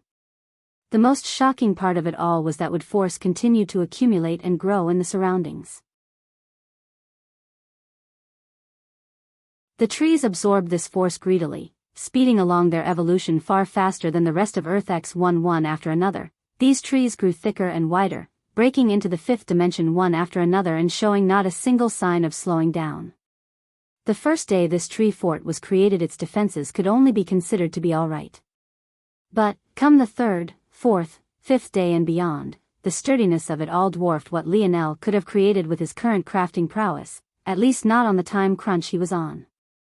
It could be said that the evergreen goddess had truly left Lionel a great boon. Lionel stood in the midst of the forest. On his lap lay a spear that seemed to be made of green vines and had a blade that looked like the closed petals of a pink rose. It radiated the aura of a quasi-silver spear and sat docilely before Lionel, seemingly not minding at all that he didn't even have the slightest wood elemental affinity to speak of.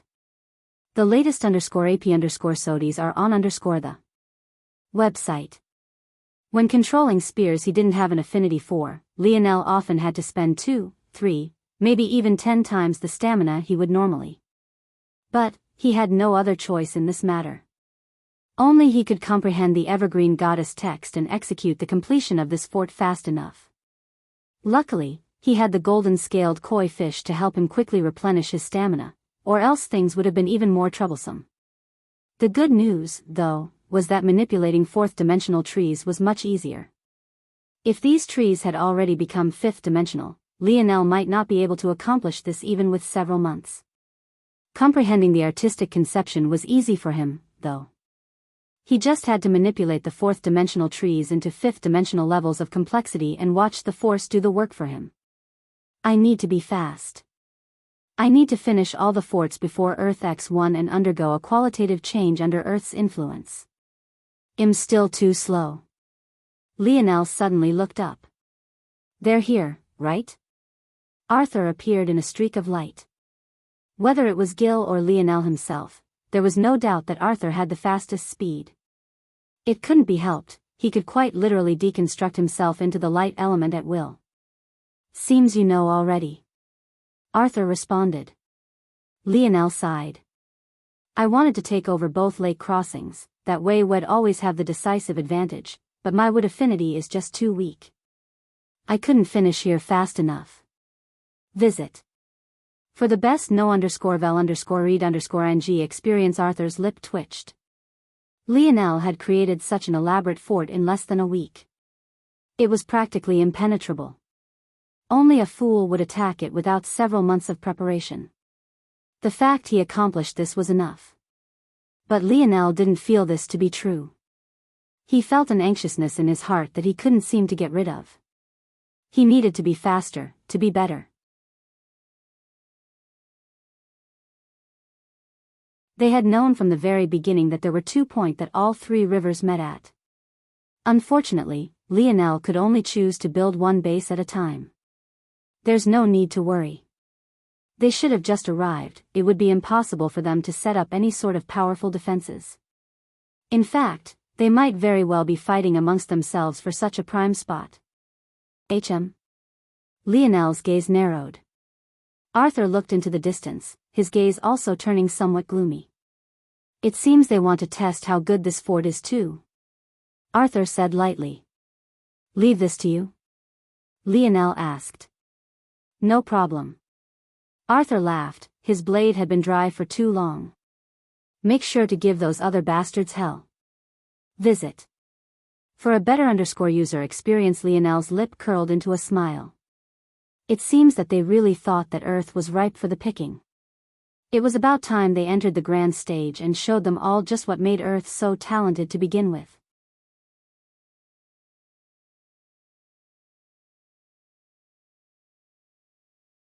Chapter 1031. Beneath Lake Crossing, an opening of the cube suddenly widened, causing a rush of water to flood in. As calm as the surface seemed, the underwater current charged around like hidden flood dragons hiding in the dark. The moment this opening was breached, several speedboats jetted out like submarines, following these underwater currents until they blasted through the surface, appearing on the opposing side of the water barriers in a single blink. Lionel appeared at the helm of one of these speedboats, his expression serious as the sleek watercraft accelerated along with the currents. He was under no illusions that this matter would be simple to handle.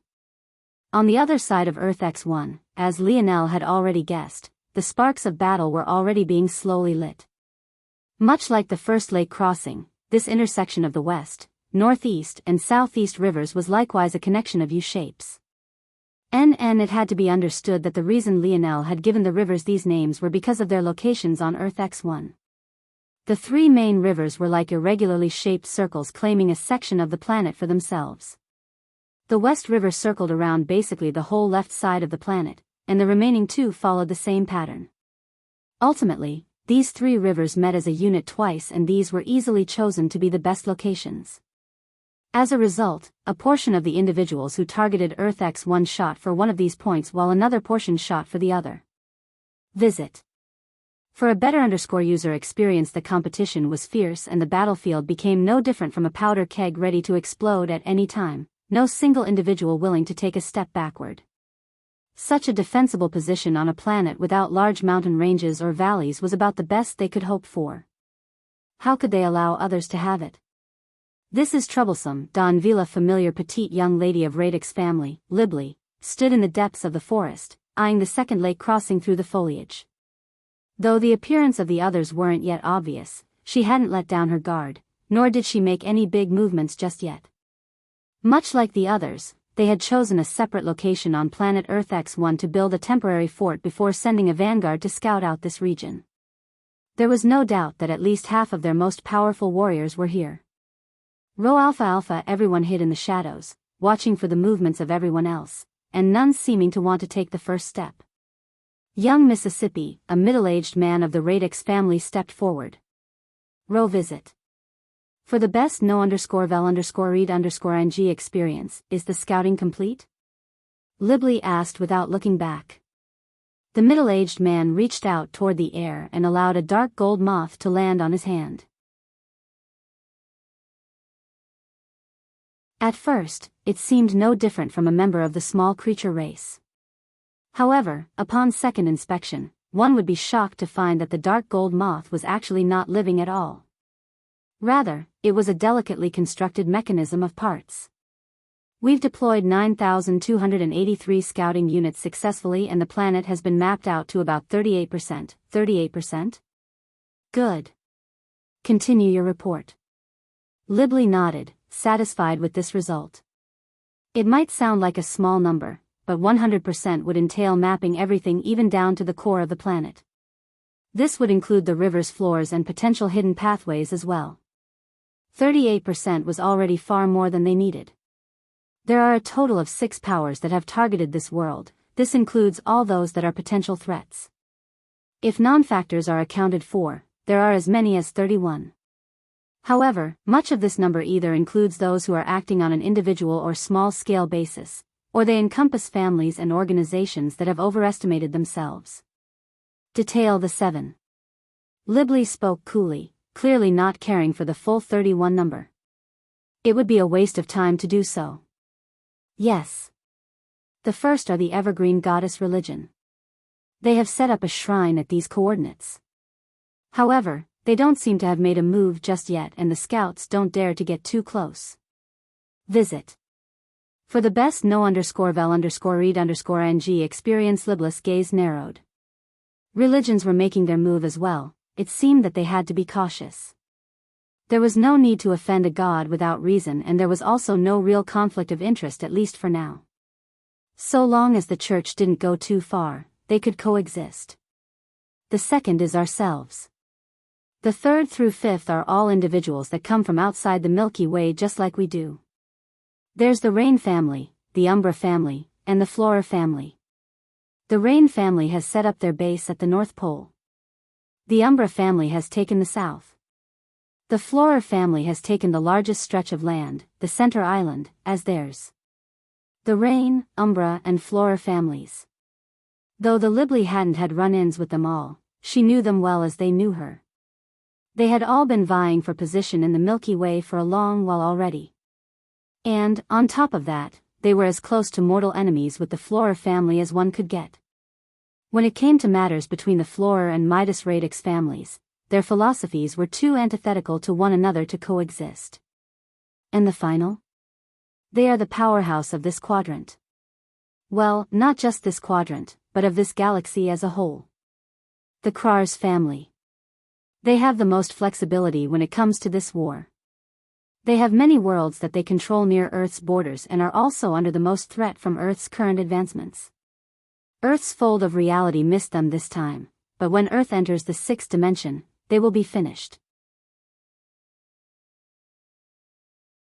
They have no choice but to go all out now. And their position is probably the most powerful on this world. Libli took these words in and fell into deep contemplation. Visit.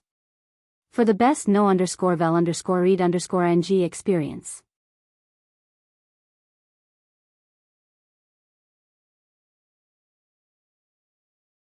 Chapter 1032. If Lionel had been there to hear the name Krars, he would have immediately realized that everything the middle-aged man said was true. During the war with Terrain, a few citizens of Krars had ended up getting caught in the conflict. These individuals had all been arrogant and lofty despite the fact they came from worlds like Krars X10 and even YS in some cases. It was no surprise they were so arrogant, though, considering the strength of their world. Now, it seemed that Krars had no choice but to target Earth. When one fold of reality swallowed another, or more accurately, when a higher dimensional fold of reality swallowed a lower dimensional one, the original would be erased and its world spirit would be swallowed. This meant Krars' world would no longer be Krars at all but would rather become a world of Earth. This would effectively cripple an entire generation of Krars citizens. The only way to escape this fate was by claiming territory within Earth's domain and rooting the world spirit to it. In this way, Krars people would have a route to survive and maintain their sovereignty without being swallowed up by another. It could even be said that there were many worlds that had exactly this same thought process. As much as this was about greed for Earth's resources, it was also a matter of survival. Does it seem like their entire focus is on this world? Libli asked.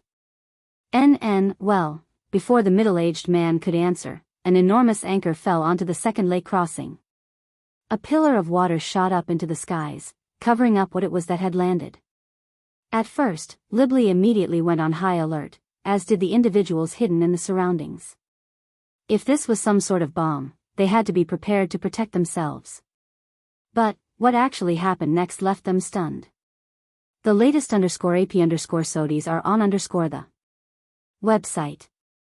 The pillar of water crashed down, sending a rain into the surroundings. Considering Earth X1 was almost always precipitating anyway, even if there seemed to be no clouds up above, it hardly changed anything. What was a point of caution, though, was what the descending waters allowed to be revealed. A spider beast sat at the center of the second lake crossing. Even without using force, its 8 limbs held it above the waters, its beady, crimson eyes looking like a set of shimmering rubies. It was at least 20 meters long, wore blinding silver armor, and it released a nauseating clicking sound every so often that made one's stomach turn over. It was almost like one could hear its inner organs digesting whatever it was that it had just eaten. Don Velatop, this spider beast, stood a group of a dozen. Compared to the youths sent by the radix, rain, umbra and flora families, it was clear that these individuals were a tick older. But this could only be expected. All 4 of those families were of the 6th dimension but could send such experts in currently. As such, they could only send the younger generation. Rho Alpha Alpha, the Krar's family, though, was just a 5th dimensional family, held back by the weak talent of the Milky Way galaxy overall. As such, most talents they did have were already older, having been stuck at the pinnacle of the 5th dimension for decades already. Except for 2.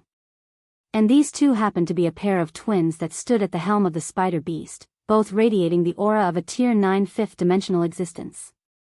Yet, they were both exceptionally young. If not for knowing better, most would think that they were still in their late teens.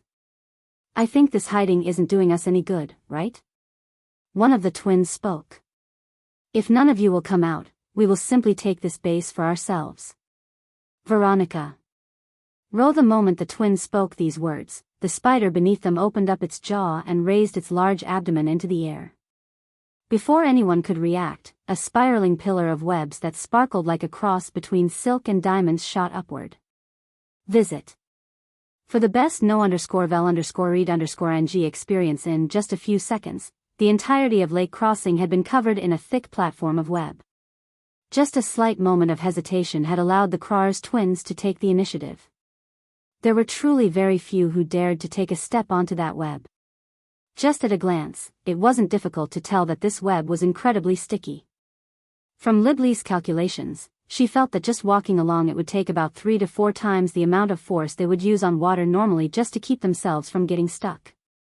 On top of this, there was a high likelihood that the web was also poisonous and may very well already be spreading a silent killer into the air. Ausen, poison detection. Libley commanded. Yes. The middle-aged man released the moth for just a moment before his expression changed. Nerve-numbing. Airborne. I see. Libley took out her radix cube and fused force into it. With a click, what looked like a spider jumped out with its legs and clamped onto her face. Very soon, the lower half of her face including her nose were covered by a bronze mask. Who has come? Young miss, it seems that the Rain and Flora family have attacked Earth's base. As for the rest, the evergreen clergymen don't seem to have made a move while the Umbra family is very, very difficult to find. That said, there is an uptick of about 0.1% of atmospheric dark elemental force in the general surroundings. According to our information, there's a 97% chance that the Umbra family is already here. The latest _AP_SODIs are on the website. As Ausen spoke, he too used his radix cube to cover his face. Gather the vanguard, it's time to move. We can't let them do as they please. Libley's words had hardly fallen when several scythes of darkness cut at the large platform of spiders' webs from all sides. The speed was so fast that the twins could only narrow their gazes as a large chunk of their foundation was ripped apart. When it came to a stop, the whispering fog of several shadows drifted into the air, disappearing one after another. However, just one stayed behind, a cheeky grin on his face. This young man was exceptionally pale and was lanky to almost an extreme. And if Lionel had been there to see him, he would have been shocked, because this young man was none other than Radlease, the first friend Lionel had ever made on Valiant Heart Mountain. He twirled twin short swords in his hands as his body seemed to drift into the wind. His legs disappeared into fog and his torso quickly followed suit. Eventually, there was just his head and his cheeky grin remaining. I've been suppressing myself for too long. Since you'd like to play, let's play. That's what my Umbra family does best. The instant Radlease vanished, the clinking of armor resounded as the Radix family charged forth. A three-way battle erupted with hardly any warning, sending the calm water of the lake into a frenzy. Bronze force, dark elemental force, and a spider's web all spiraled out of control.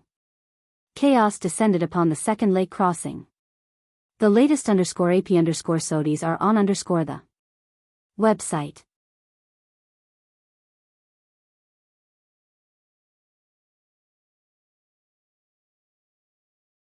Chapter 1033. The battlefield had less than 50 people taking part.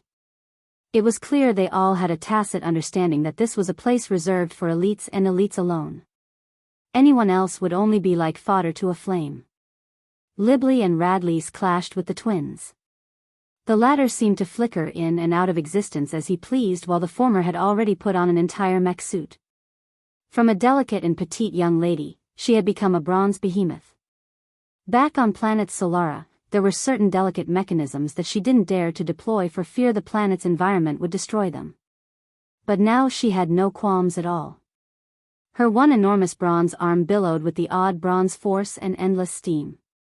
Her slender arm was quick and flexible, sending out blades of energy that pressed one of the twins down.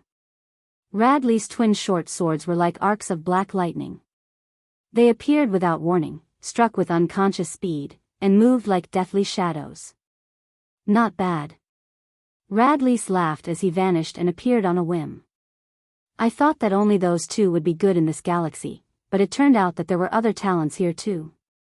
It's a shame you aren't a woman, or else I'd want to take you as a concubine. The Krar's twin remained indifferent to Radley's taunting. All around him, shields of spider web silk hung around him. In total, there were at least a dozen, each of which was just a foot in diameter. The twins' fingers moved about with a deft swiftness, controlling both these shields and several hiltless blades. In his battle with Libley, the other twin also seemed to use the same silk-based ability, their flexibility in battle coming as no joke. The latest _AP_SODIs are on the website. Just earlier, Veronica, the spider beast, had vanished and became a tattoo on the latter twin's back. However, this was impossible to see as this twin wore flexible armor throughout his body. All that was possible for the others to tell was that these two brothers seemed to have abilities related to the very spider they had just ridden. Radley suddenly found a silk thread attached to his blade, catching him somewhat off guard. With a quick deployment of his dark elemental force, it began to corrode. But the process was far too slow, showing just the kind of strength these silk strings had. You could never defeat us. The twin spoke plainly. This world is ours. The twin's finger flexed, causing a surge of energy to threaten to snap Radley's wrist if he didn't release his weapon. At the same time, a hiltless blade shot toward his compromised arm, aiming to pierce through the left of Radley's chest completely. Radley suddenly chuckled. I managed to survive that lovesick woman while hiding my strength for 2 years.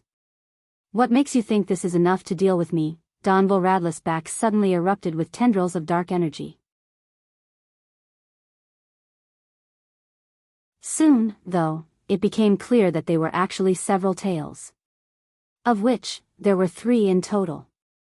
With a bang, one shattered the ceiling of the speed of sound. Like a streaking shadow, it whipped through the air, slamming against the incoming hiltless blade and sending it spiraling into the air. Before the twin could regain control of it, Radley's tail shot up, wrapping around it tightly and sending it flying. The air felt as though it was being cut apart. The strength of Radley's tail was completely beyond the expectations of the twin. Several of his spiderweb shields shot out, lining up in a line to block the incoming blow. Visit. For the best no_vel_read_ng experience SHUU. Pung. Pung. Pung. It took 3 shields before the blade finally got stuck in the 4th. However, before he could even have a chance at catching his breath, Radley's, who had vanished into thin air, appeared with his short sword at his throat. At that moment, on the other side of the battlefield, Libley's battle with the other twin was raging on just as fiercely. Without having to hold back, Libley's actions flowed far more smoothly from one action to another. It was as though she had an endless supply of mechanisms, each more lethal than the last. Chains, needles, hidden blades and spikes, extending arms and legs. The array of options she had felt infinite, and it was quickly becoming more and more difficult for the second twin to read and react. No matter how many shields he had, none of it seemed to be enough.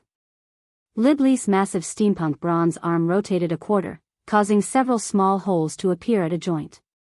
An eruption of 9 missiles shot out in a rotating and spiraling circle as though they were coordinating themselves in the air. The twins shot backward explosively, sending out several shields. Trying to use the massive fog as a cover, he sent out several hiltless blades. Beneath the cloud of explosions and their noise, it should have been impossible for Libly to react. The aftershock sent the twin flying, his feet losing their balance as he was blown backward. But, completely out of his expectations, he found that he suddenly couldn't fly any further. To the twins' horror, a chain had wrapped around his ankle. Without even a chance to fight back, he was reeled back into the range of the explosion just in time for the final chain of missiles to implode. Visit. For the best no_vel_read_ing experience just like that, at seemingly the exact same time, one twin lost their head and another was blown to bits, falling within split moments of each other. The fog around Libly slowly dispersed while the surge of dark elemental force around Radley's calmed. The darkness that had taken over Radley's gaze began to pale as he looked toward Libly with a fiendish grin. "You're quite a beauty. It's a shame that you're not my type. I like more voluptuous women." Radley's gaze went blank as he thought back to the large breasts of Balthorn. He almost began to drool. Libly didn't react much to Radley's words, simply brandishing her weapons and pulling back her chains. But, before the two could battle, the sound of 2 voices caused their pupils to constrict. "See, I told you, D. We're at too much of a disadvantage. The Milky Way is too untalented, we can't beat them one-on-one like this."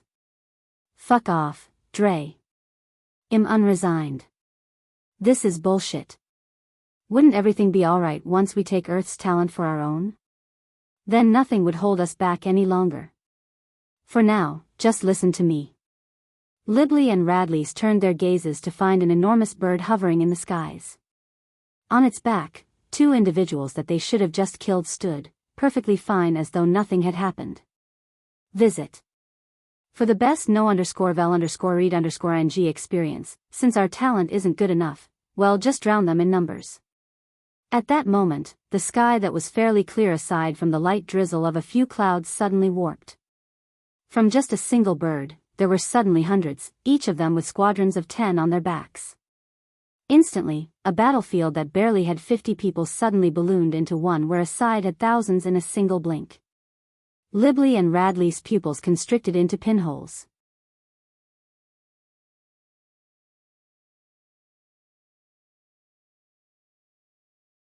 Chapter 1034. Libly, who liked to calculate everything before she even took a single step, realized that she had been played. She couldn't quite grasp what ability had been used to string her along like this, but it didn't particularly matter right now. All she knew was that there was trouble. Scanning the current state of the battlefield, all of her elite troops had been spread apart, as were Radley's.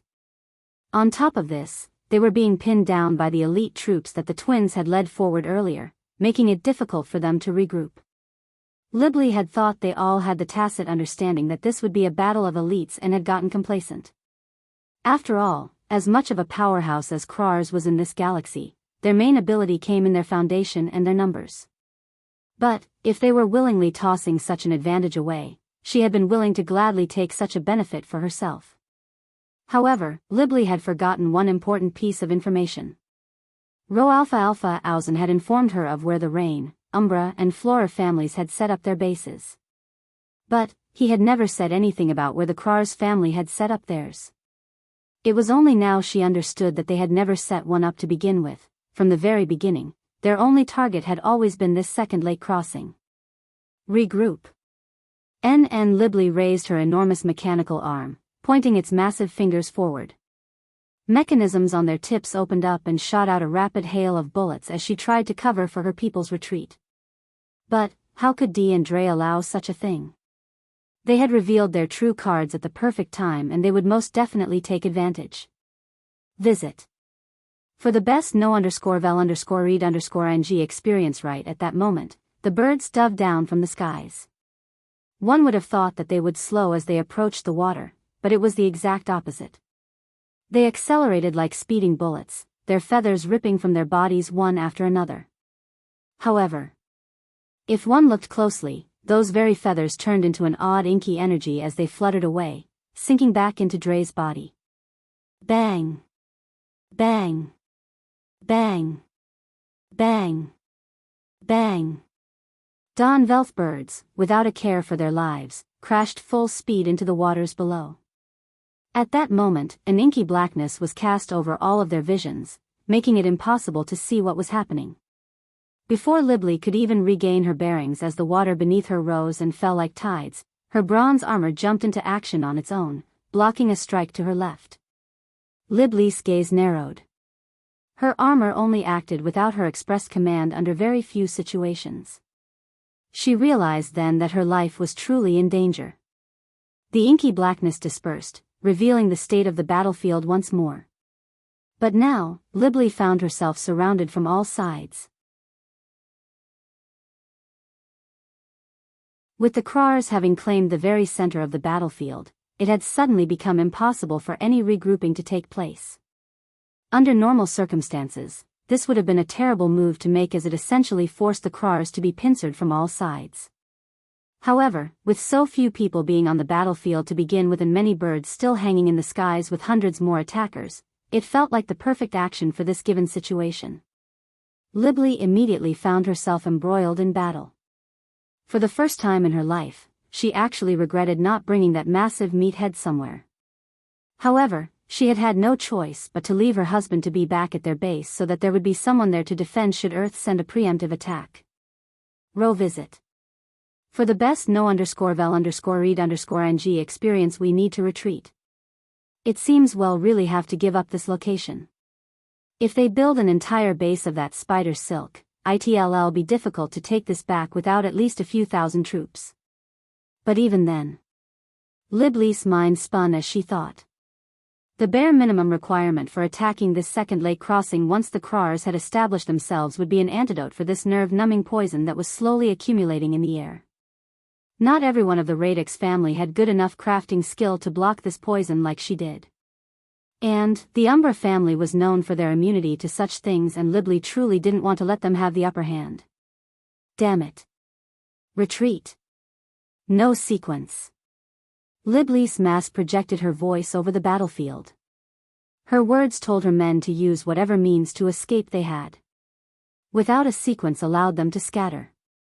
Dre and Dee, who were still in the skies, smirked when they saw the attempted retreat.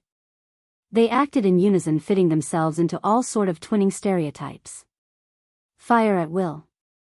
Dre said lightly. Those who remained on the backs of the birds weren't just anyone. They were the best marksmen the Krars Empire had to offer. They weren't fearful of being pincered because they simply had the best cover imaginable. They had essentially started an air fight on a group of people who were clearly not ready for one. Visit. For the best no_vel_read_ng experience, Radlis' gaze narrowed. When it came to escape, his people were probably the best. But it was difficult when they were forced to engage in battle like this. They needed both time and space to vanish like they usually did. And, unfortunately, the sun was still too high in the sky to lower the requirements. The marksmen above began to target the escaping Radix family members together. If one wasn't enough, 3 or 4 volleys were often sent. The casualties began to slowly increase. It was right then that the situation on the battlefield changed once again. Dre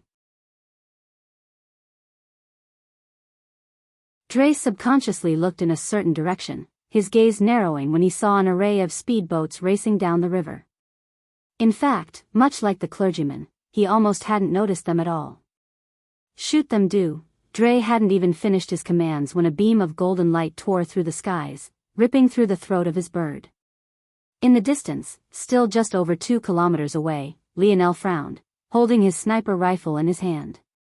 The latest _AP_SODIs are on the website. The birds aren't real. In that case, let's do this. Dre and Dee fell from the skies, an inky blackness hanging around them. Unfortunately for them, Lionel had already locked on. You're tuning into the Biyao's Wuxia Chronicles YouTube channel. Don't forget to subscribe and join us on this journey to catch the most captivating stories.